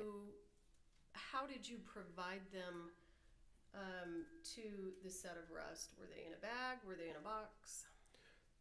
They were in a white box with white gaffer tape, which is kind of a pattern tape, very strong. And I hand wrote in blue Sharpie ink on both ends of the box what the contents of it were. All right. Why I'm did he going take a to picture show of it you what has if been he didn't know that the previously shooting entered was going to into happen? evidence as State's Exhibit 48. Do you recognize that? I do. What's that? That is the box of dummy rounds that I supplied to Sarah Zachary on October 12th. So the dummy rounds that we saw in the box, in the brown box in the previous photo, you took those and you put them into this box. What we see in the brown box with the aged dummy rounds is the remainder, because again, I didn't just take 50 rounds. I took, I would estimate, up to nearly 100 in total. So we've got, this is a box that contained 50 dummy rounds, aged and polished, and the remainder was left in that brown cardboard box. When you're talking about the remainder, are you talking about what's shown in Defendant's Exhibit L43? Yes. Interesting. And the other photo of the brown box without the steel wool, are those the ones that actually ended up in the box and went to Rust? No, those are still the remainder. He doesn't have a picture. Okay. He doesn't have a picture of those. That's what I thought. I'm going to show you what has been entered into evidence as State's Exhibit 48A. Do you recognize that? I do. What's that? It appears to be The that defense same, is the foam insert foaming at the mouth. and dummy rounds, the polished antique dummy rounds that I gave to Sarah Zachary on October 12th. Although Yeah. one of them appears like it doesn't belong. You talking about this one? I believe it to be that round. It doesn't look like it's had any aging, and I think I've seen it in other evidence photos where they're laid on their side and it stands out. So, Interesting. hang on just a second. Let's do this. Let me show you what has been previously entered into evidence as State's Exhibit 166. What's the round you're talking about? That's it. If we look at the top row and all the way to the right of the top row, just beneath that, it appears that round is inconsistent. George, show him how he can circle. Yeah, so it's touchscreen. Oh, yeah. So you can, you have to press a little bit. I don't have the touch. Press a little bit harder.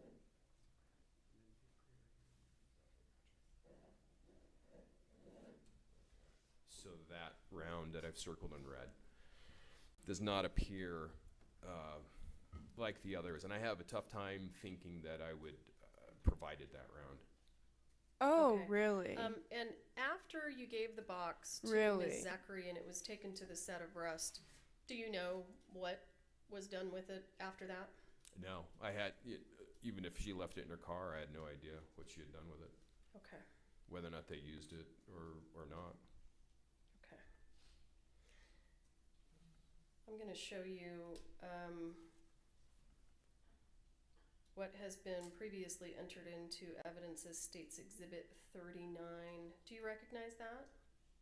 I've seen this photo before, yes. Do you recognize the dummy rounds that appear to be in the belt? Is it hard to tell from this photo? It's hard to tell, yeah. Okay, so let's And the shadows in the photos make it difficult as well. okay. Let's go ahead and move to State's Exhibit 40. He's like, I This wouldn't is have done that. previously entered into evidence. Wasn't Does me. that I would have a photo hard help? time believing It that. does. So I believe we've heard testimony that these are, from the crime scene specialist, that these are the rounds that were taken out of the belt. Do those look like your rounds? They do. They're definitely similar. A higher resolution on an iPad would be ideal, but they look very similar. Can I guarantee that those are the PDQ rounds? No. It would be difficult to say. Casually, yes. Court of law, not so Okay. much. Okay. I'm going to show you what has been previously entered into evidence as State's Exhibit 49. Do you see that? I do. And do you see that this photograph has an extra round up here? I do. Are you familiar with what a Denix round is? I am. What's a Denix round? Well, it's a costume round. What's the difference between a costume round and a dummy round? Costume rounds don't rattle.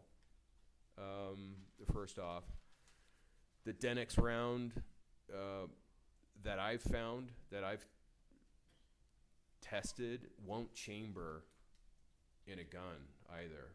The cast manufacturing seam is out of spec, so even though it says 45 Colt or 45 long Colt on the end of it, you actually can't get it to chamber. Hang on just a second. When you said the cast manufacturing seam, can you see that in the photo? I can, yep. I'm gonna go ahead and underline it. Okay. All right, thank you. Have you ever had Denix rounds in your inventory? No, because it's something that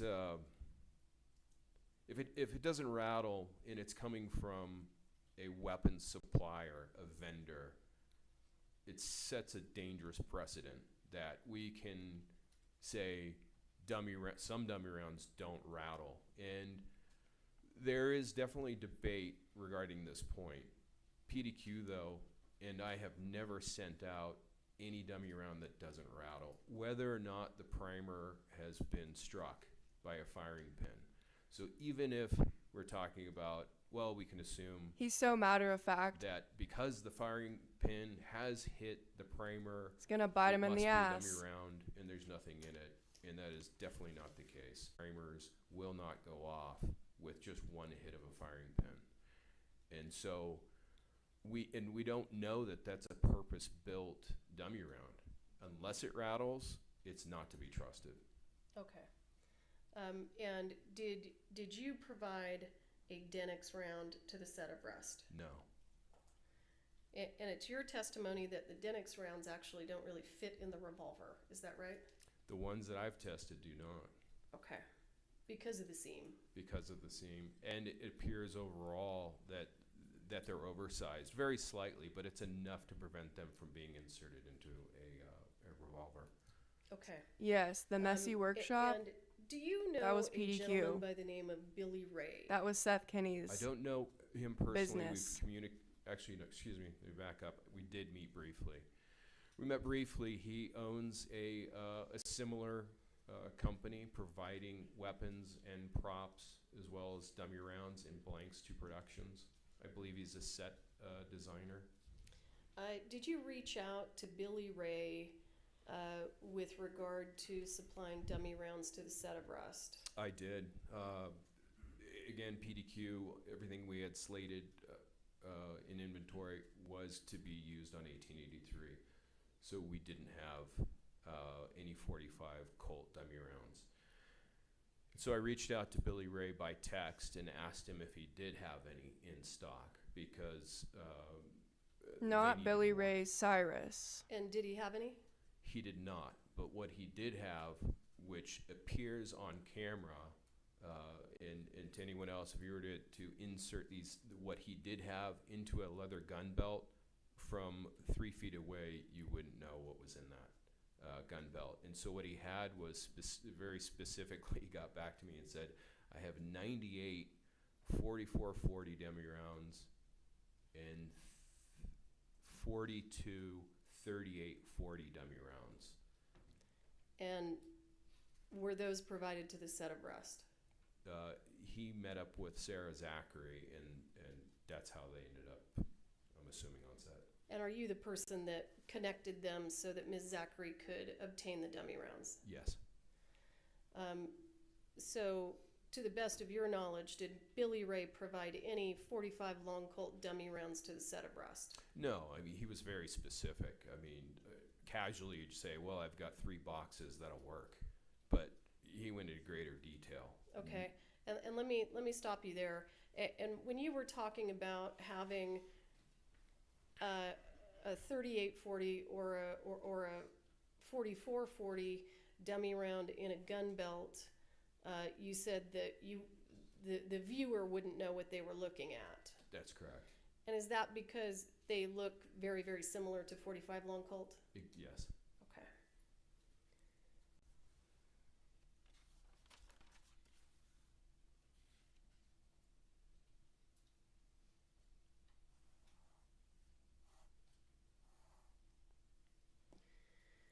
So, in terms of dummy rounds, we understand that you provided some, and we've looked at those photos. You've testified that Billy Ray provided some, and you've explained that to us. Was there anyone else who provided 45 long Colt dummy rounds to the set of Rust? Yes. Who's that? That was Hannah. And if you know, where did Ms. Gutierrez say that she got the dummy rounds from that she took on to the set of Rust? It was the same supply that she had gotten from Thale that she used on the old way. And how do you know that? There's it was just conversation and text message. She told you? Yes. Okay. I'm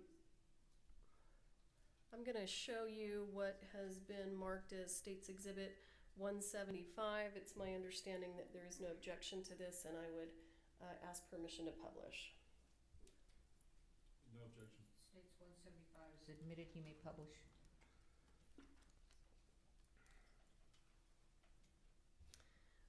Sir, have you seen this before? I have. And what is this? It's a conversation. Who's participating in the conversation? Sorry. Ooh, we're gonna see text messages? Yeah, it's a text conversation between myself and Hannah. And what's the date of this conversation? Again, I'm sorry, I don't have my glasses. October, was it 5th? Do you need some readers? I probably have 5 pairs. No, the new prescription. I broke my glasses, and the new prescription it makes me feel nauseous. So let's see. If I take a picture of it. Does that help you? Oh yeah, October 5th. Okay. What are you and Ms. Gutierrez talking about here? Well, we're talking about the. Let's see. Well, what specifically? Well, there's a few dates in there. go ahead and just take a moment and review it, and then I'll ask you some questions about it. Doesn't Well, look like you can I'm see asking very about well. how she was looking on, for leather. And when you say leather, That would be what do you mean? important. It would be primarily gun belts, but it could also mean have bandoliers as well. good I don't eyesight. think, I don't recall that Rust had call for bandoliers. It was just primarily, gun belts and holsters. Each gun belt can hold up to 18 rounds of Okay. dummies. So to kind of move through this in this text conversation, does Ms. Gutierrez indicate to you that she can't find any of the dummies? Yeah, and she mentions, some of them are still in the belt and in the belts. So hang on. Yep. This is the most When aggressive she says squinting I've she can't ever find any of seen. the dummies, what is your response? Sorry about this. What happened to the dummy? Yeah, what happened to the dummy rounds from TOW, which is an abbreviation of the old way. Okay. And what's her response? Some of them are still in the belts. And then, what do you explain to her? Something about dummy rounds. Did don't he just get look at his returned. phone? What are you Did he just- telling her?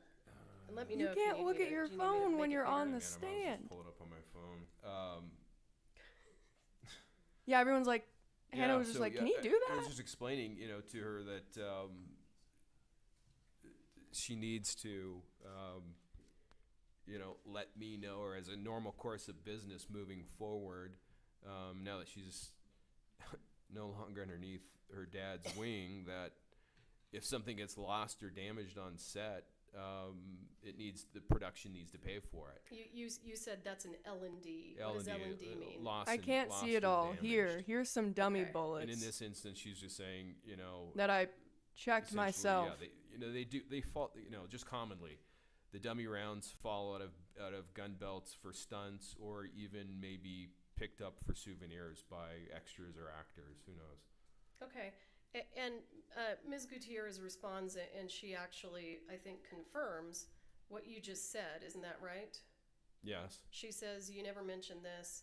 I definitely lost some off of the belts during the action scenes. Right. She says maybe like 50 total. I'm not sure. And then she says, so I have to round those up tomorrow and count Why is he these?" pulling his phone out? Why is he using his phone? That was the conversation. You can't. Um, Can you just use your phone on the stand? And then What the hell? does she say to you, you both just send me out to do these things and don't teach me right. Shame on both What of you. the fudge? Okay. Can the defense see and him you doing respond, this? You're a naughty child. I'll let Papa handle this one. Right. Were you joking? That's Partially. disgusting. That's disgusting. And I'll what let was her Papa response? handle this one. So what if I need more? You guys freaking blow. Okay. So, based on State's Exhibit 175, was it your impression that Ms. Gutierrez was bringing dummy rounds that were already loaded into gun belts? Absolutely. Not only that, but we were counting on it. I knew he was sleazy. What do you mean you were counting on it? Because everything else from PDQ was slated for 1883. In fact, some of it wasn't even manufactured yet, so there was just no inventory. And the only way that they were going to have dummy rounds on Rust is by reaching out to other suppliers in the business, and they needed them straight away. And Billy Ray happens to be in Albuquerque, so that's a straightaway solution. They never Okay, searched his Was phone. it your understanding from He just that gave them shit. conversation with Ms. Gutierrez He picked that out what the to give dummy him. rounds that she was providing to the set of Rust were left over from the old way? Yes.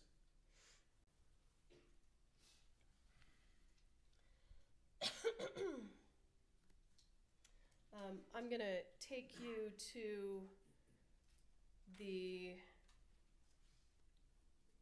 to October 21st, 2021.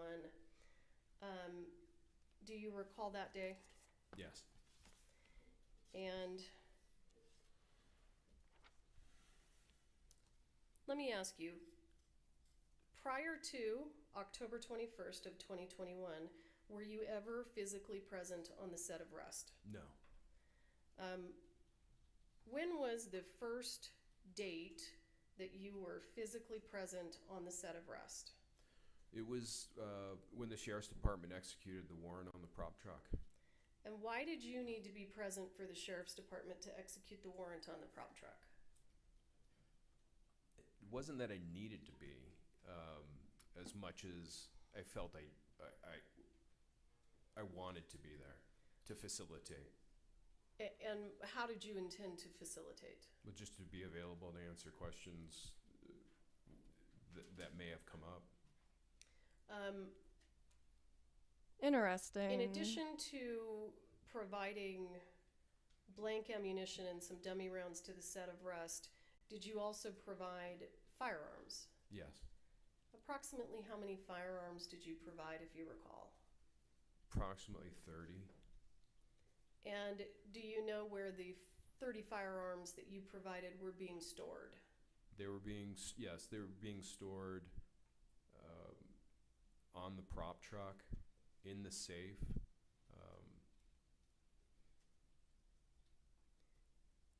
Okay. Yeah. And let me ask you specifically, did you provide to the set of Rust the Pieta 45 that became Mr. Baldwin's prop gun? I did. And where did you get that gun from? Those guns came from Pieta's.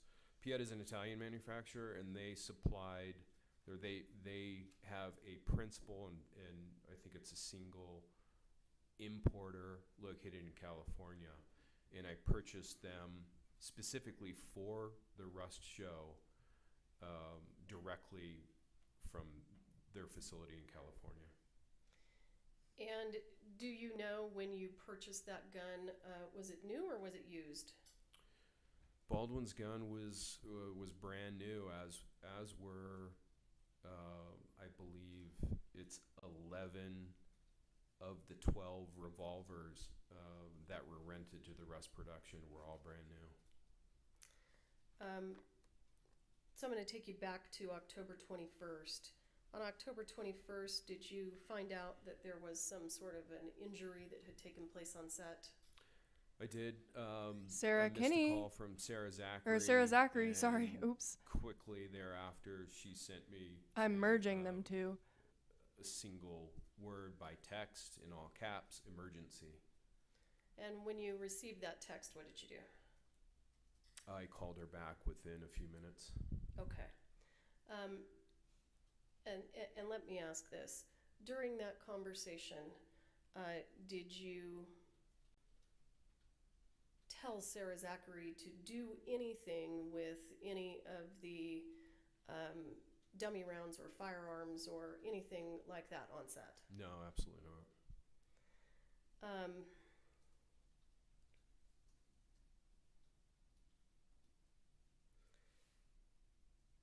After your conversation with Ms. He Zachary, told her to do something. did you call Mr. Reed?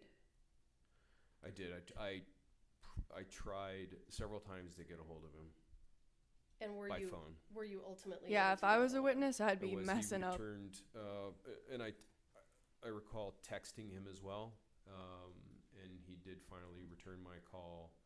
Okay, and I'm not going to ask you what he said during that call.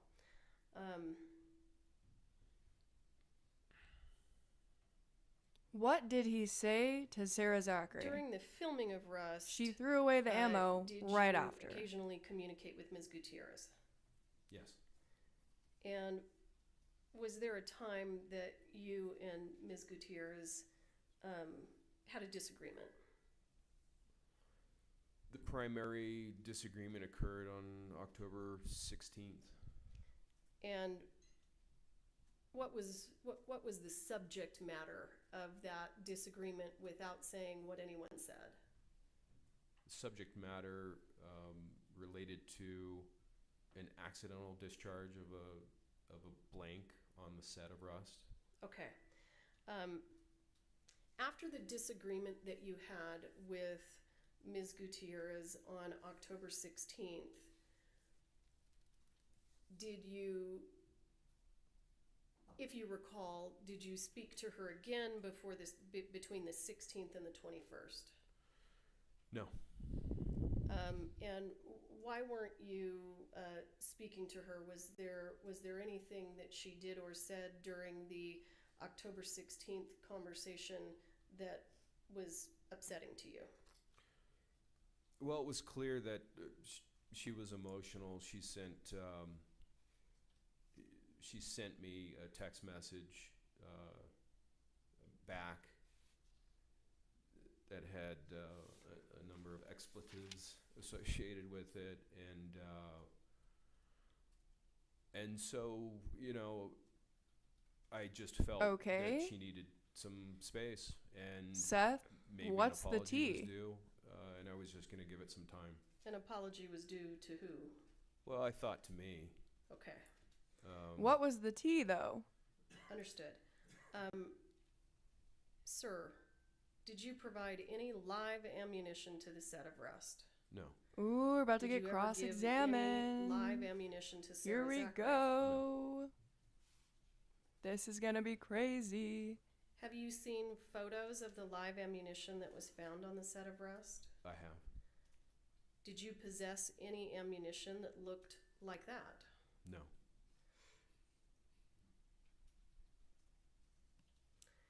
At some point in time after the incident on the 21st, did you become aware that you were perhaps being blamed? I started to sense that there was efforts to redistribute blame, or the cause of this accident.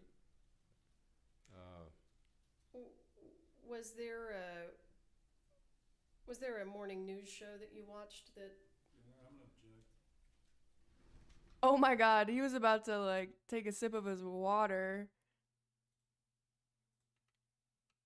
Wait, I gotta show see you that watched again. that- Oh no, he wasn't. I'm gonna object. Okay, so Jason talked to the media. Alec Baldwin. Oh, he might be talking about Alec Baldwin.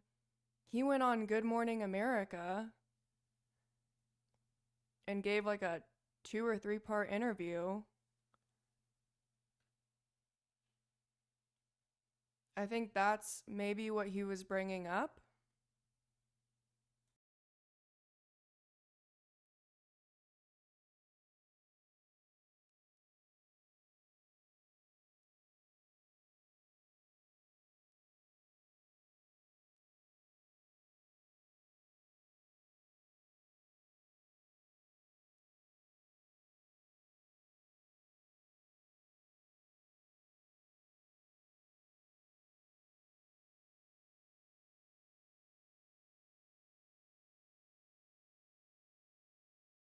If they play the footage of the Good Morning or the clips of the Good Morning America show, that would be interesting.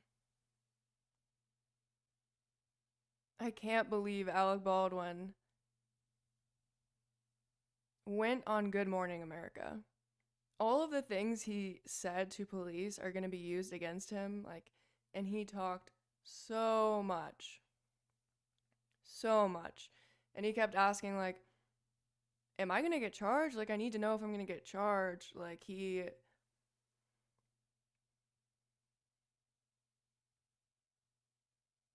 was definitely, helping out so that he wouldn't be charged.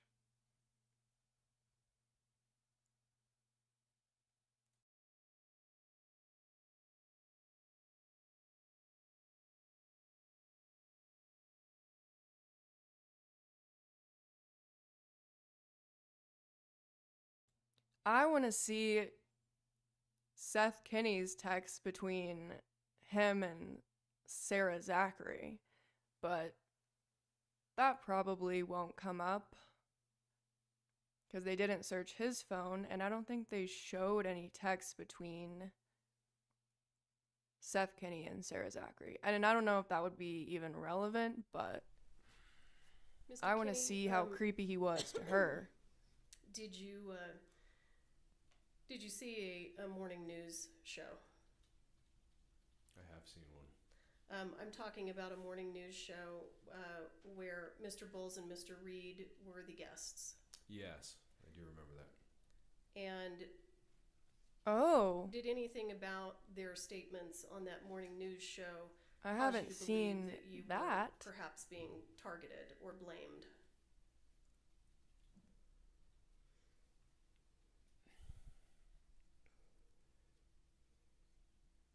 That's difficult to answer.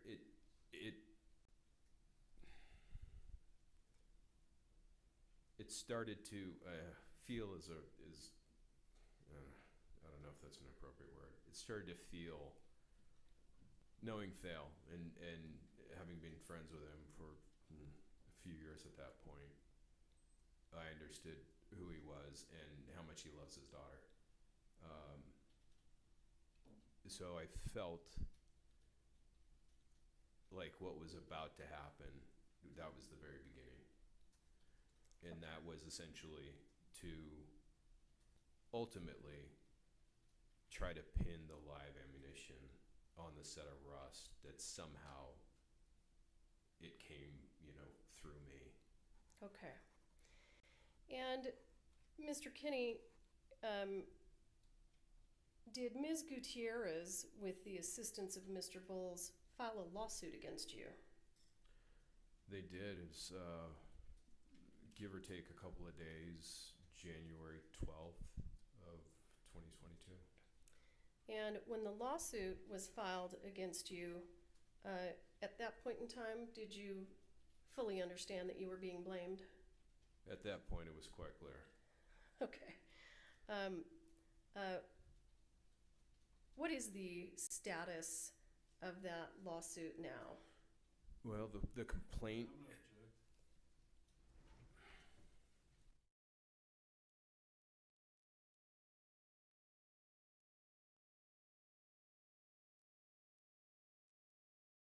A cover story and more on the deadly shooting on the set of the Alec Baldwin film Rust.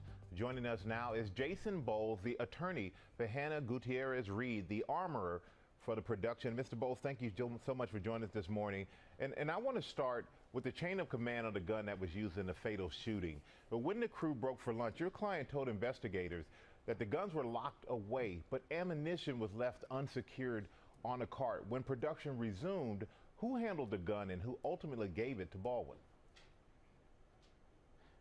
Thank you and good morning. Thank you for having me on.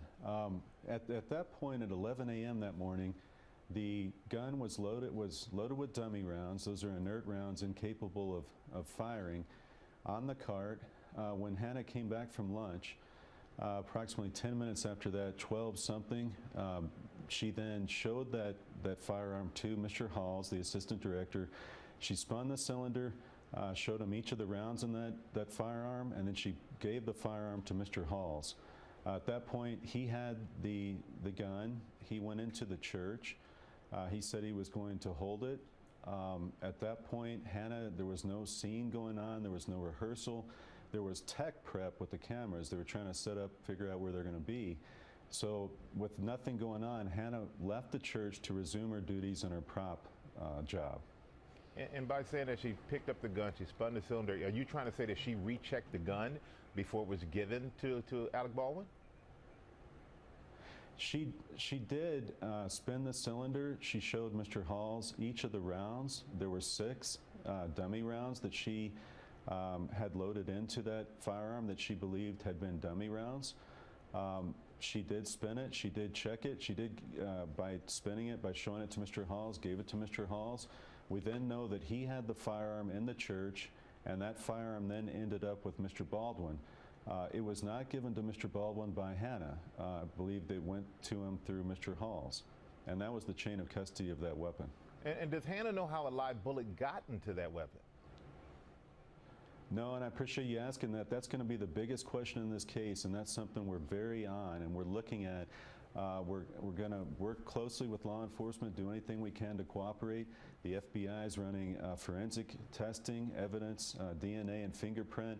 That's going to be critical in terms of who put that live round on the scene, Multiple live rounds, we understand, were recovered. And why? Because the other interesting fact about this, there was a box labeled dummy rounds that Hannah had been pulling from. She knew were dummy Mr. rounds. Kenny, Somebody was that put that. lawsuit later dismissed? It was. Oh, we're back.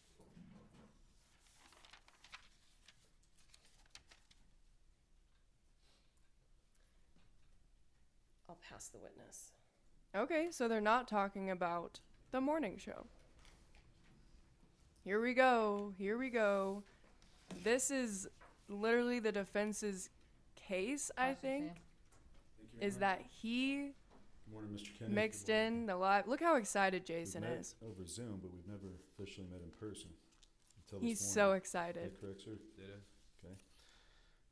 Mr. Kenny, I want to walk you through, to start with, the 1883 set. And I think initially, Thel Reed had brought live rounds in a green ammo can. Is that correct? That's correct. They were, and specifically they were reloads, yes.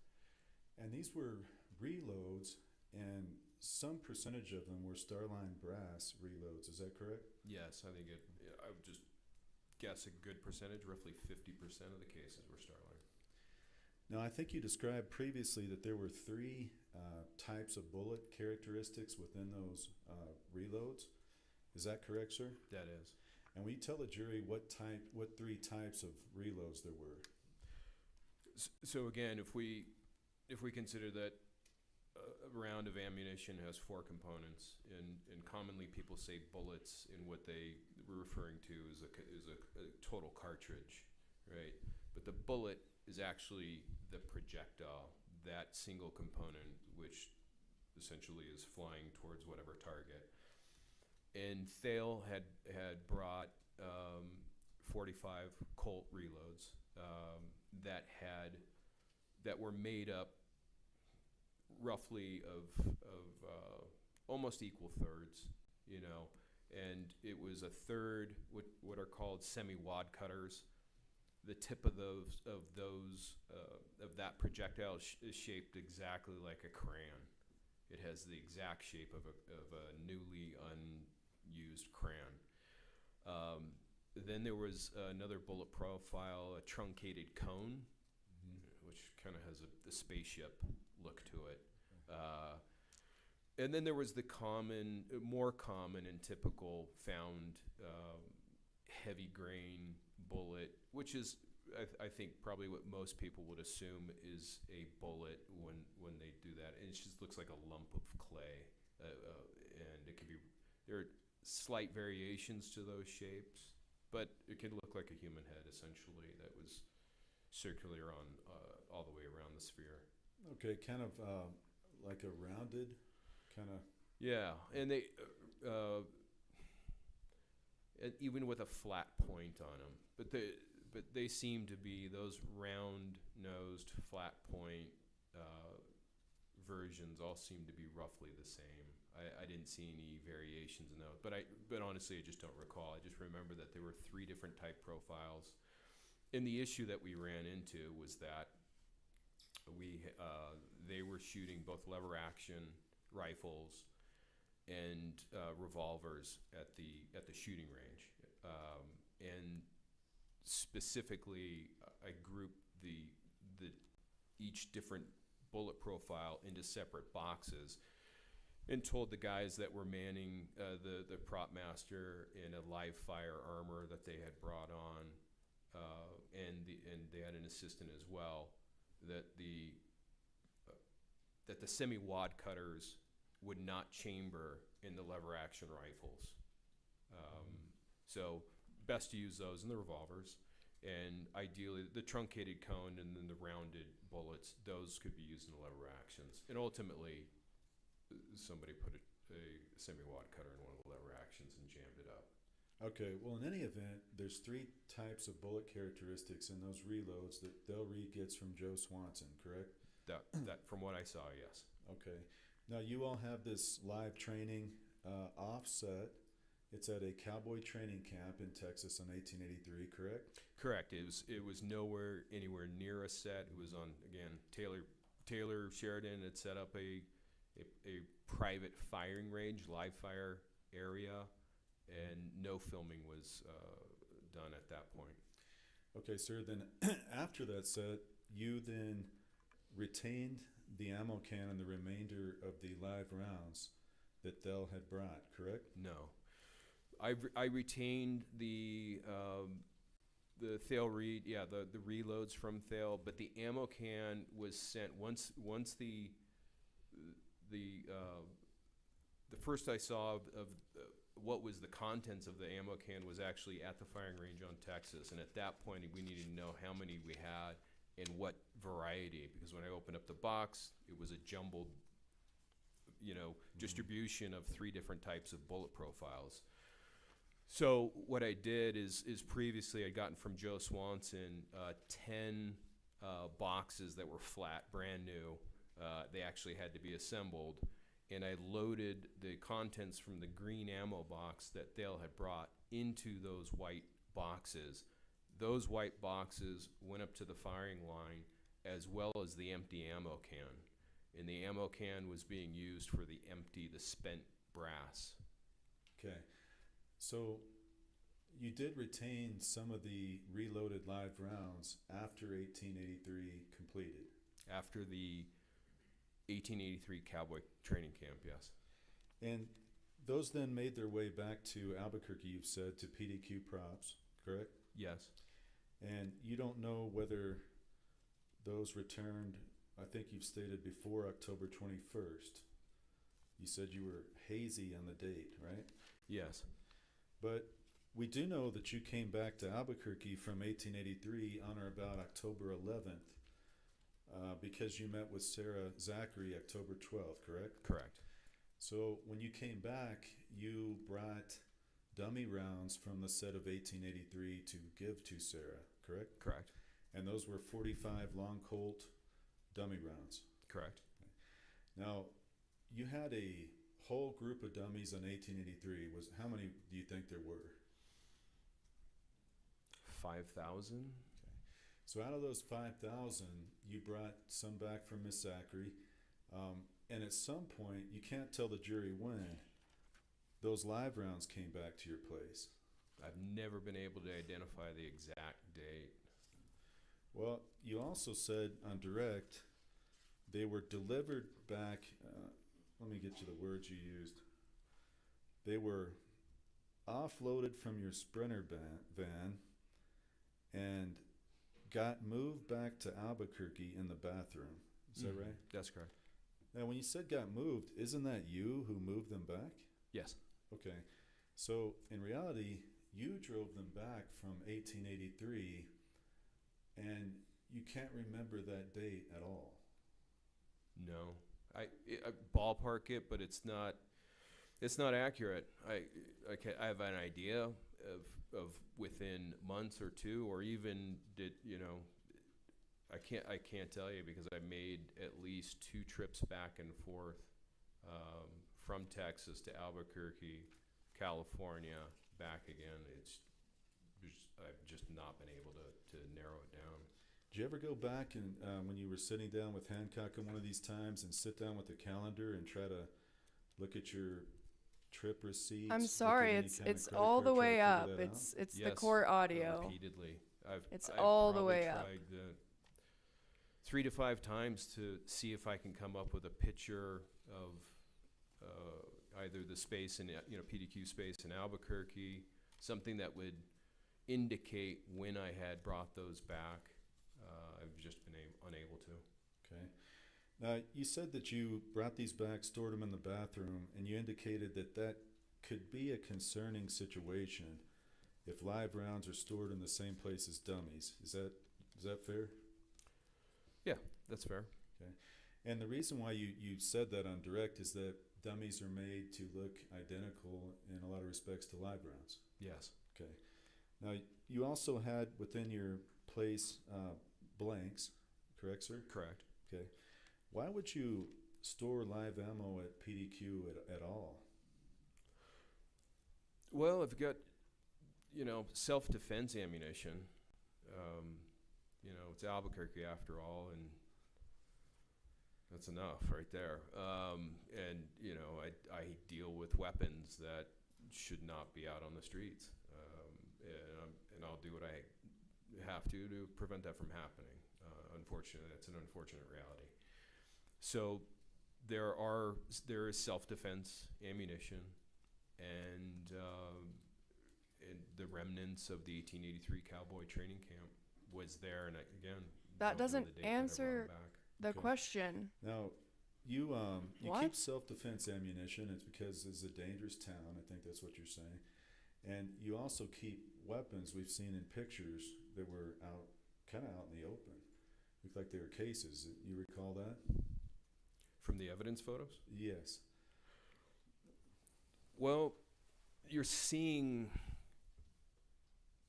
what I want anybody to see that would break in if, because again, it's Albuquerque. If somebody were break in, what are they going to go after first? That's what it's set up as. You don't see in the evidence photos belt-fed machine guns, any machine guns, or a lot of other things that were there that are no longer there. Okay, so you had belt-fed machine guns too? What? Oh, yeah. And What? machine guns at this shop as well? Yes. He said you didn't see So things you that wanted people that to were see there and no longer there.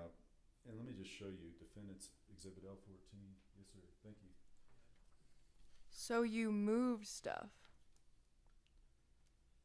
That is a very, very odd thing to say.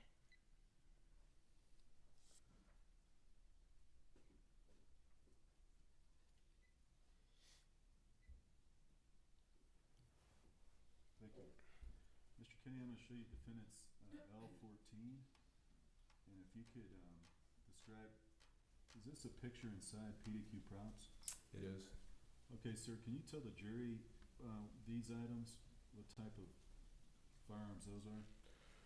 Well, they look to be long arms, obviously because of the length. But what's inside those gun socks is a mystery. It could be anything from replicas, non-functioning shotguns. Wouldn't you know? Could be anything. So Wouldn't- these were there on October 21st. Are you telling the jury you don't know what was inside those socks? Definitely not. I have hundreds of guns. Okay, are these hundreds of guns inside PDQ props? Or- Yeah, as well as replica and rubber as well. And replicas they look exactly like a gun, but they are not. And that's not how do we know that's October 21st? First of all, that shouldn't be. Not October 21st. I'm sorry. Yeah. I'm getting my date. Yeah, thanks for reminding me. Okay. This was the month after in November. This is search warrant photos. Yes. Yeah. I apologize. You're right. Okay. Yeah. So that was in November. Now, Mr. Kenny, what is this on the? Are these some rounds on the ground here? Can you Everything in this room are going to be blanks or dummy rounds. see? Okay, but I see them kind of laying in bags on the ground. Is that correct? Yes. So, did you have any kind of? Oh, first of all, before I ask you that, you have a lot of boxes stacked up on the shelves here. Do you see that? Yes, and that shelf holds entirely blanks. Okay. Did you have any sort of written inventory system for all your boxes and? Occasionally, I would go through and make a list of what I had. It was casual. What do I need? Joe Swanson would say, "Hey, I'm running off a batch of 223 blanks and or 9mm, whatever it was." And if I was on the road, it would be helpful to kind of have an idea about that. But there's no spreadsheet of Don't you have to keep inventory. track of everything because you're a Okay, business? when you say casual, was it written on a piece of paper? It was 8.5 by 11. I would end up, with 2 or 3 8.5 by 11s because it's not only, we're not just talking about 9mm, right? We're talking about 9mm that is going to be what we use in the industry, anything from a solid plug load. And in a solid plug load, you can have 10 variations. And then we have 8 flash, quarter flash, half flash, full flash. So you had to know what your inventory is by memory for the most part. And occasionally, you know, if inventory got too high in one area, I'd say, well, definitely don't, you know, if Joe says, hey, do you need any of this? Respond no, because it just doesn't make sense from a small business standpoint.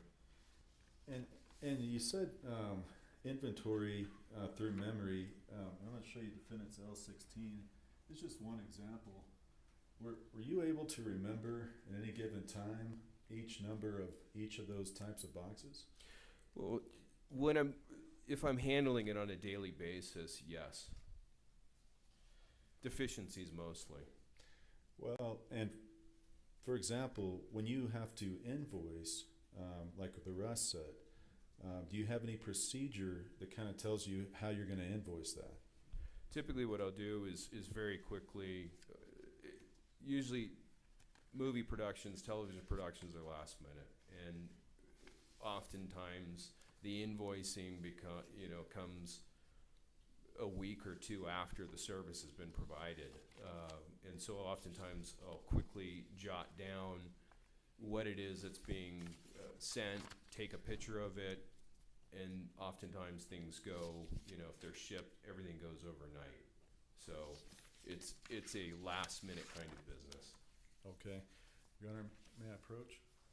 I'll show this.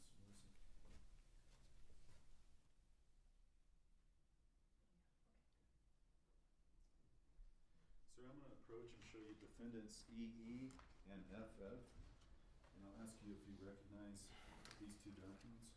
I do. Can you read or? No, that's okay. Yep. Suddenly he can see. This is an invoice. He's not made squinting out to Rust anymore. Production, with Sarah Zachary here as well. And can you look in the back of the one you just looked at and see what the sticker number is on the back of the page? Just flip it over.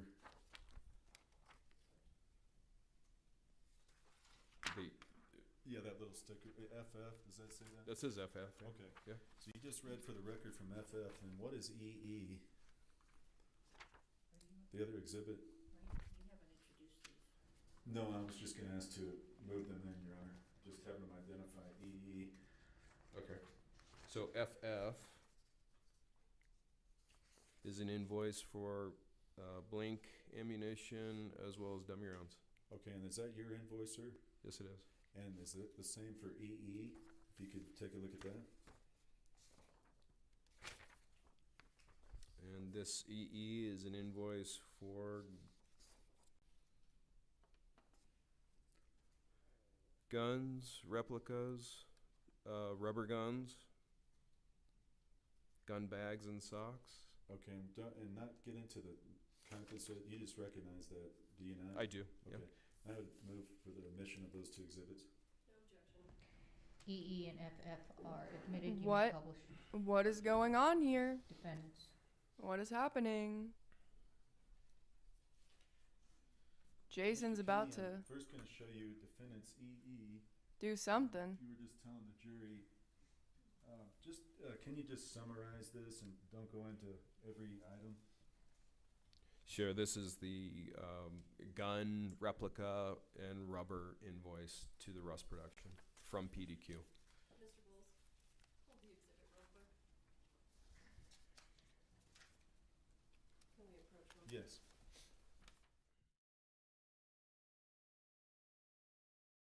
The way he leaned in.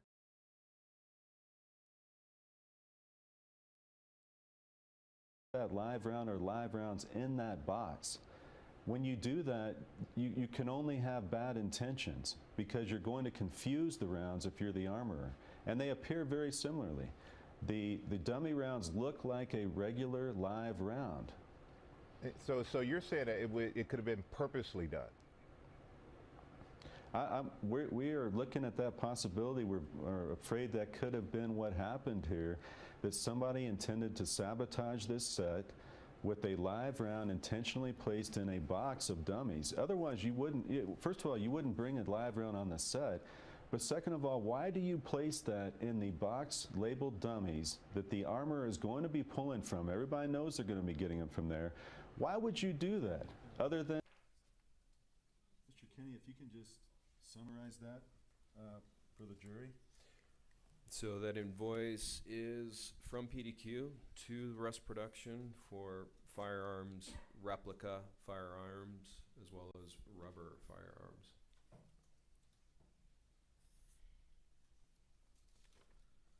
Okay, and now I want to show you, and this is what you, and the one we just saw, this is what you supplied to Rust, correct?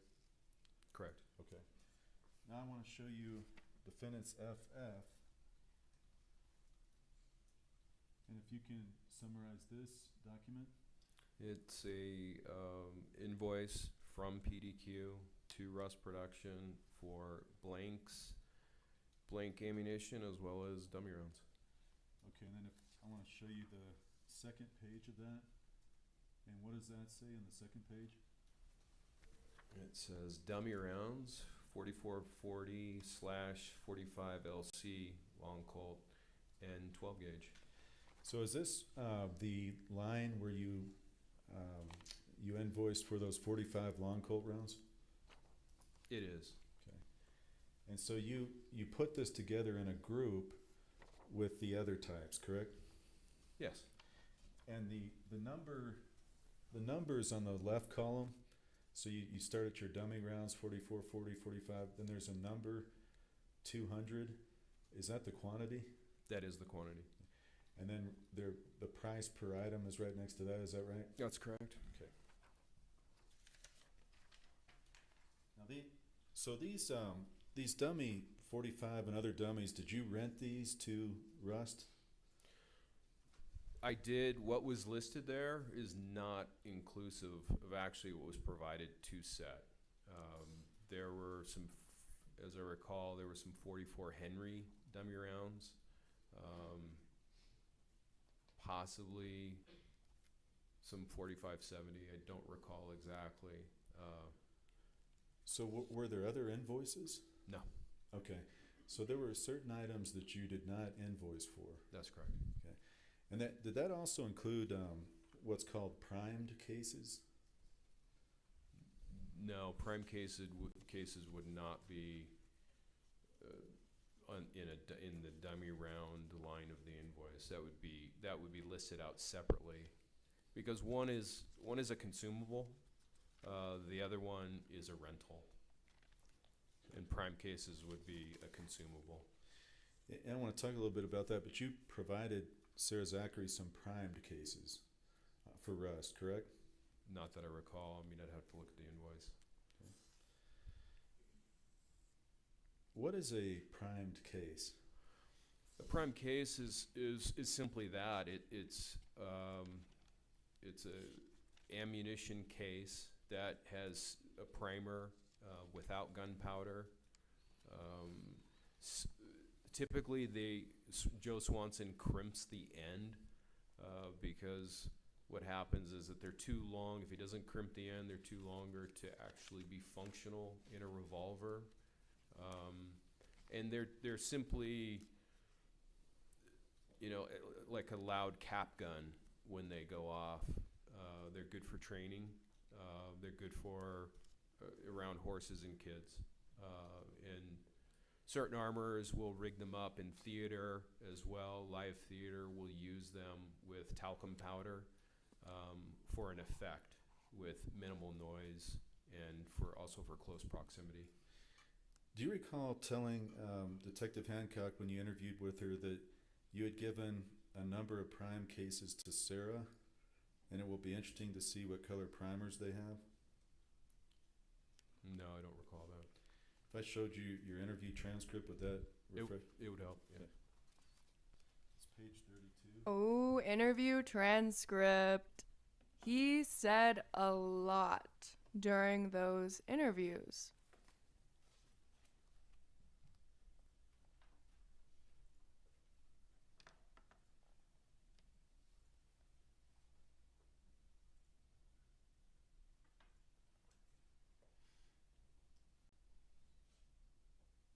Look how many pages thick that is. Holy cow. That is thick.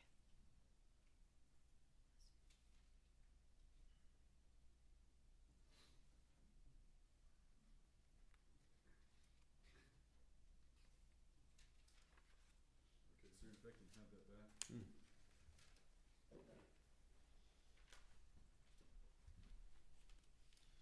Did you indeed tell Detective Hancock that you had given a number of primed cases to Sarah?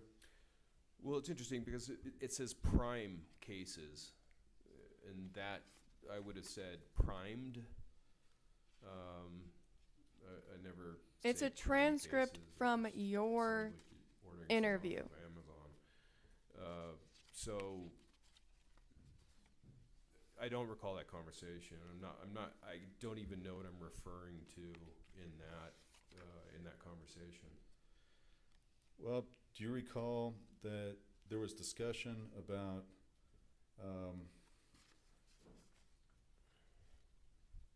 those being there, and that you looked for a picture to show Hancock? No, I don't remember. Okay. Do you recall stating that chances are they'll all have the same color primer?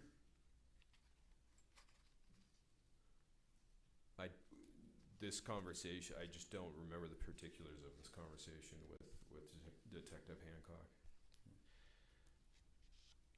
But Yeah, because you had do you so recall many. at all, regardless of the conversation, that Sarah Zachary had primed cases on the set of Rust? If they're on the invoice and it's a dummy, or excuse me, it's a blank round, and I would include a primed case in a blank round invoice, because again, it's a consumable. I would not be surprised if they got primed case blanks, let's call them. Well, sir, don't you know that? Don't you know you provided that to Sarah Zachary? No, it was 2.5 years ago. But this was a traumatic event for everybody. You talked to, you remember that, don't you? I remember it being traumatic, yes, No, absolutely. You remember providing those cases because you discuss it for 5 pages in this. No, I don't remember. Do you recall during this conversation as well that you called a man named Troy Teskey? I've called Troy Teskey a number of times in the last 6 years. I'm asking you specifically, during the interview with Detective Hancock, November 1st, do you recall that you I called remember. Troy Teskey? In the interview room, yes, with detective at the Santa Fe County Sheriff's Office, yes. Yes, because he was at lunch. You called him. You were trying to reach him. Yes, now I understand what you're talking about. Okay. And do you recall also calling Joe Swanson as you were sitting down with the detective? I do. And do you recall when you asked Joe Swanson whether he had put these in boxes, how many rounds he had made in total? He said about 700 is what you said. Do you recall saying that he had made about 700 rounds? I have a vague recollection of the conversation with Detective Hancock, yeah. And as you're talking to Joe Swanson and you ask him if they were in the box or the green ammo can, do you recall he's on the phone with you and you're asking if they were in the green ammo can, and you say, Objection.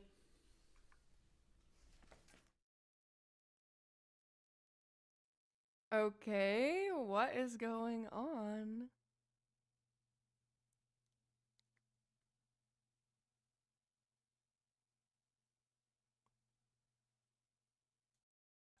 I really hope whatever question he's about to ask comes in.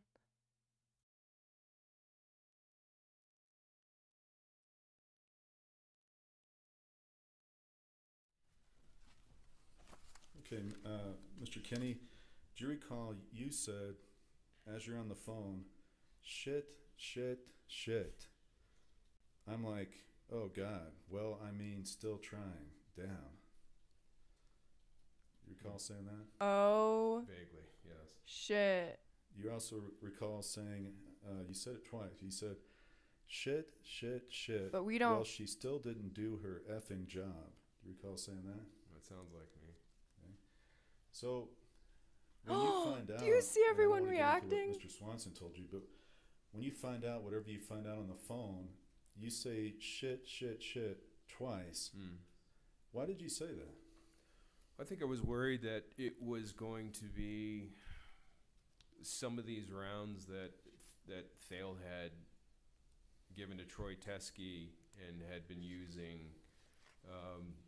to shoot, right? Shooting live rounds, that somehow they migrated in some of Thale's leather or, through Hannah in some way, and that, again, we were gonna be here saying Joe Swanson live ammunition when he's primarily 99.9% of the time he just provides movies and television shows with blanks and dummy rounds, and that's an uncomfortable situation for Joe Swanson.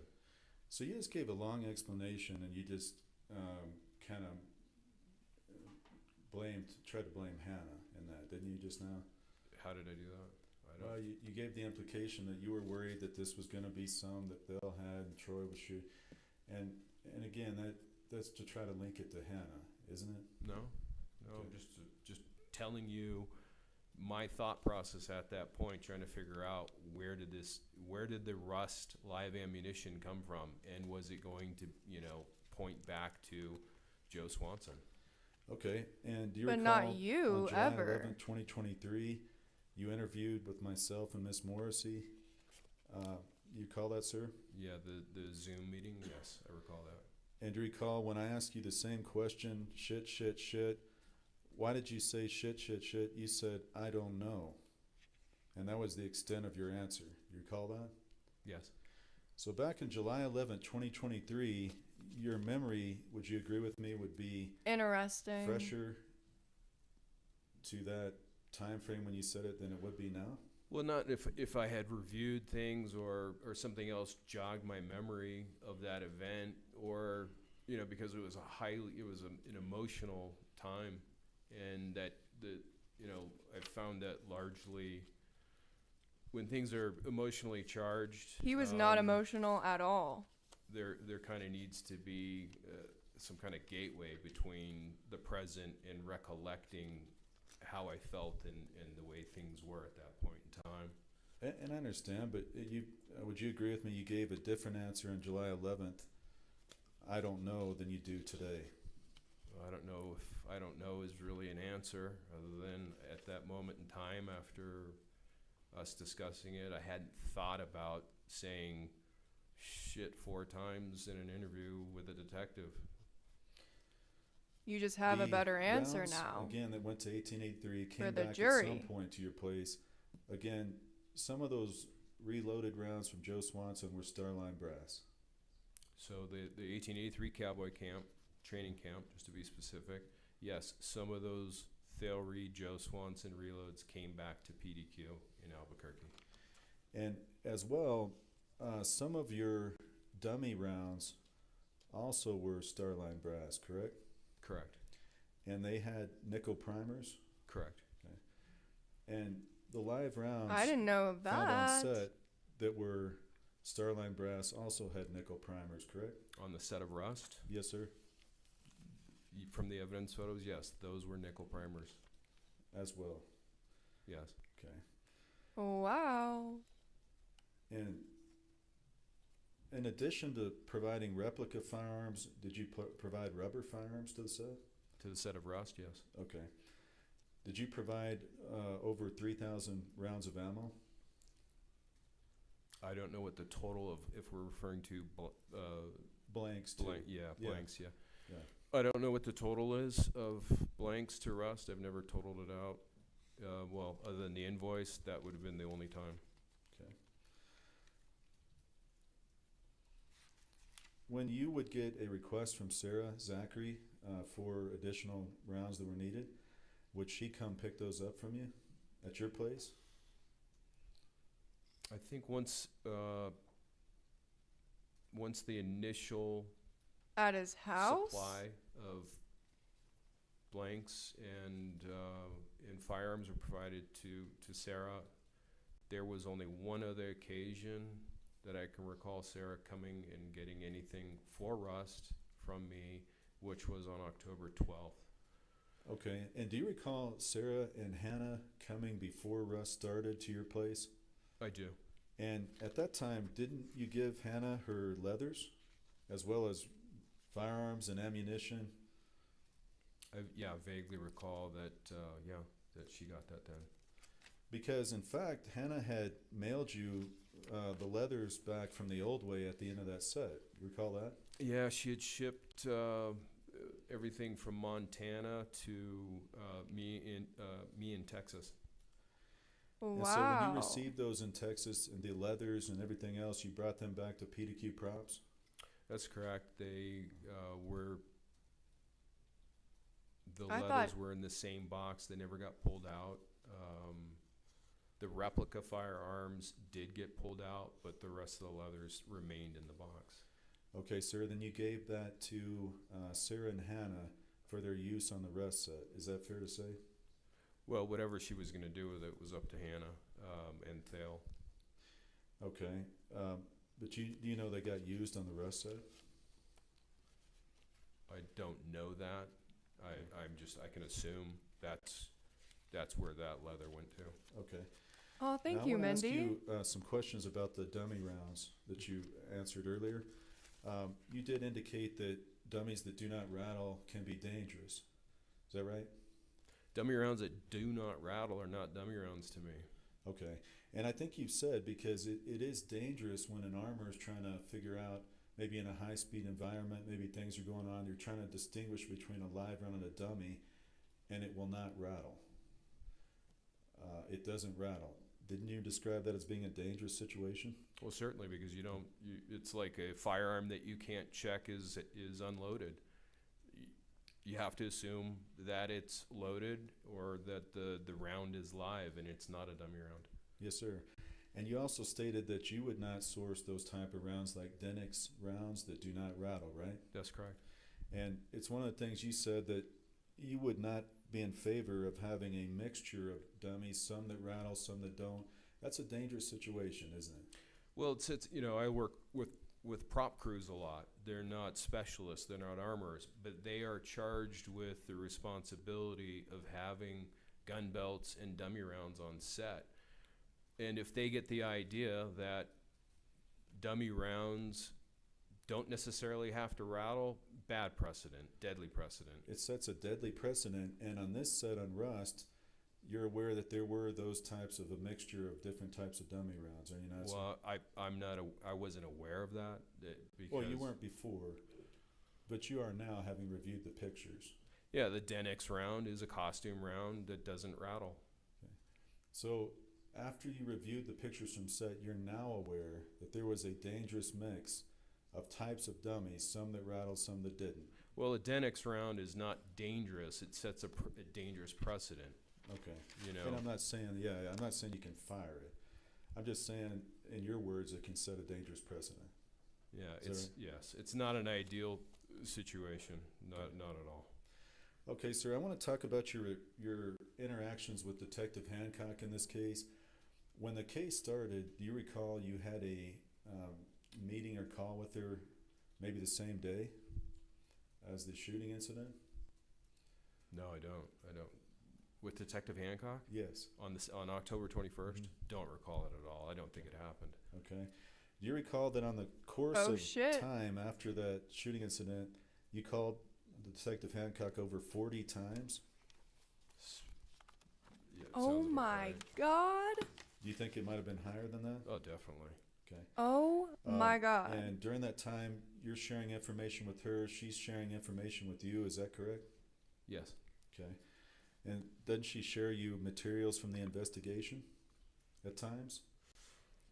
The first time that I think she showed me anything was when they were executing the search warrant on the prop truck. She was showing me, I think they were black and white, grainy photos. Okay. That was the first time I saw anything. Now, do you recall providing Detective Hancock some of the live rounds before the execution of the search warrant? I did. Okay. So you provided her some, and was that in a bag, or how did you give those to her? Well, interestingly enough, they came from that jammed lever action rifle, and they happened to be the semi-wad cutter live rounds. They were in a small Benelli shotgun choke bag, and I had written on there in black ink live, and they were between 5 and 7, I believe, that I gave her. Okay. He was And jammed you into a gun? volunteered those to her, and she took them, then they came to search after that, is that right? That's correct. Okay. And again, there was a month time frame or so, roughly, between the shooting incident and that search of your place. Yeah, I believe it was over a month. Because it was after Thanksgiving, so yeah, over a month. Did you have any inkling or thought that they were going to come search? No, not at all. Even though you had been in contact with the detective and other people before that, you knew they were investigating? I knew they were investigating. I had no reason to believe that they would be executing a search warrant on my business. Now, did you provide your DNA to Detective Hancock? No, I did offer it though.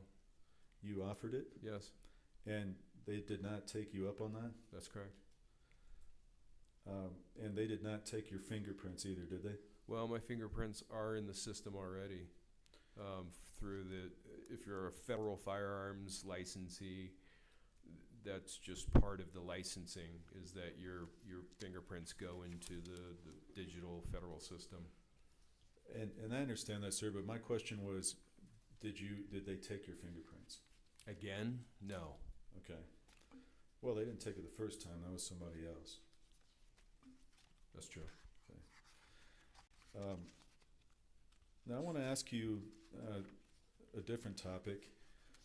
After this, you were asked on direct if after this October 16th accidental discharge, you had had an argument with Miss Gutierrez-Reed. Do you recall that? By text message, yes. Okay. And you recall after that you wanted to fire Miss Gutierrez-Reed?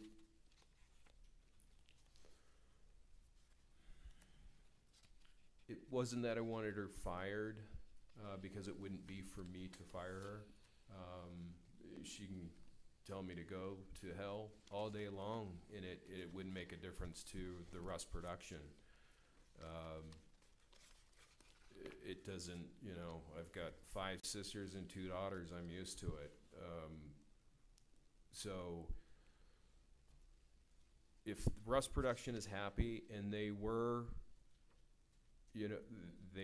Sarah Zachary said she's a great armorer.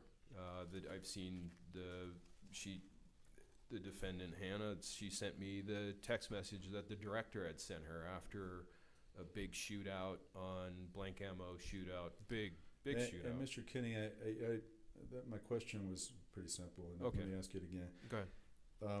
You just testified that you did not want to that you did not want to fire Hannah? Is that your testimony?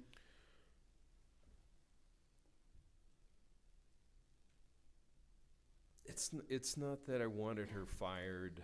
What She was is doing this a horrible job at props. long That was pause? an issue. Okay, you answered my question, and I just want to know, it's a real... I had mixed feelings about it, and I think that's why, in fact, I reached out to 2 common friends with Thale, saying this is the situation, Okay, well, do you recall in your interview on November 1st stating she was just being an idiot? I wanted Sarah to get rid of her. Collectively, yes. I mean, even now, frustrated with her, but at the same time, understand, what she's up against. So it's a mixed bag of emotions, and ultimately was not my call. My question was did you remember stating that? Oh, yeah. Okay, that's what I asked. Now,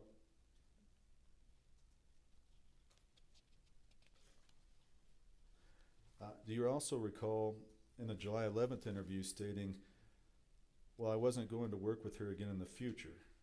So you wanted her fired.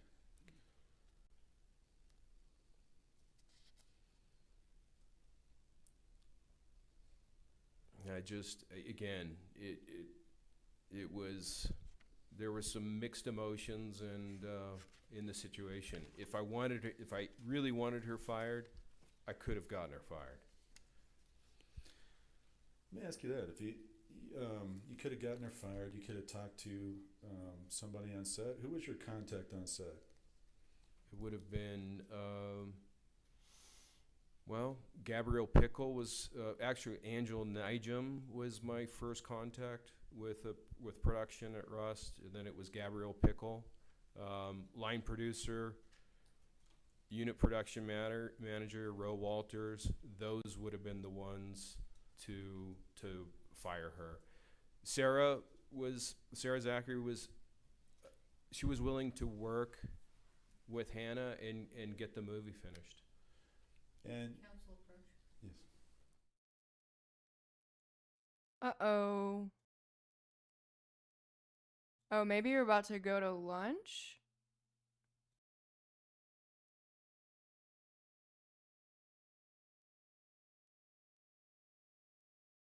He did just randomly mention Sarah Zachary. Like, nobody brought that up. Okay. Why don't we see you back here at Yep. 1 o'clock? Please don't talk among yourselves or anyone else about the evidence received here in court. Court is on break.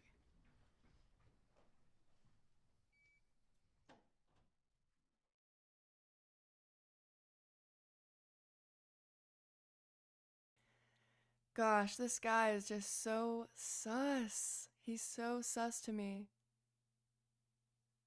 What is that person holding? Is that a Swiffer? What is that?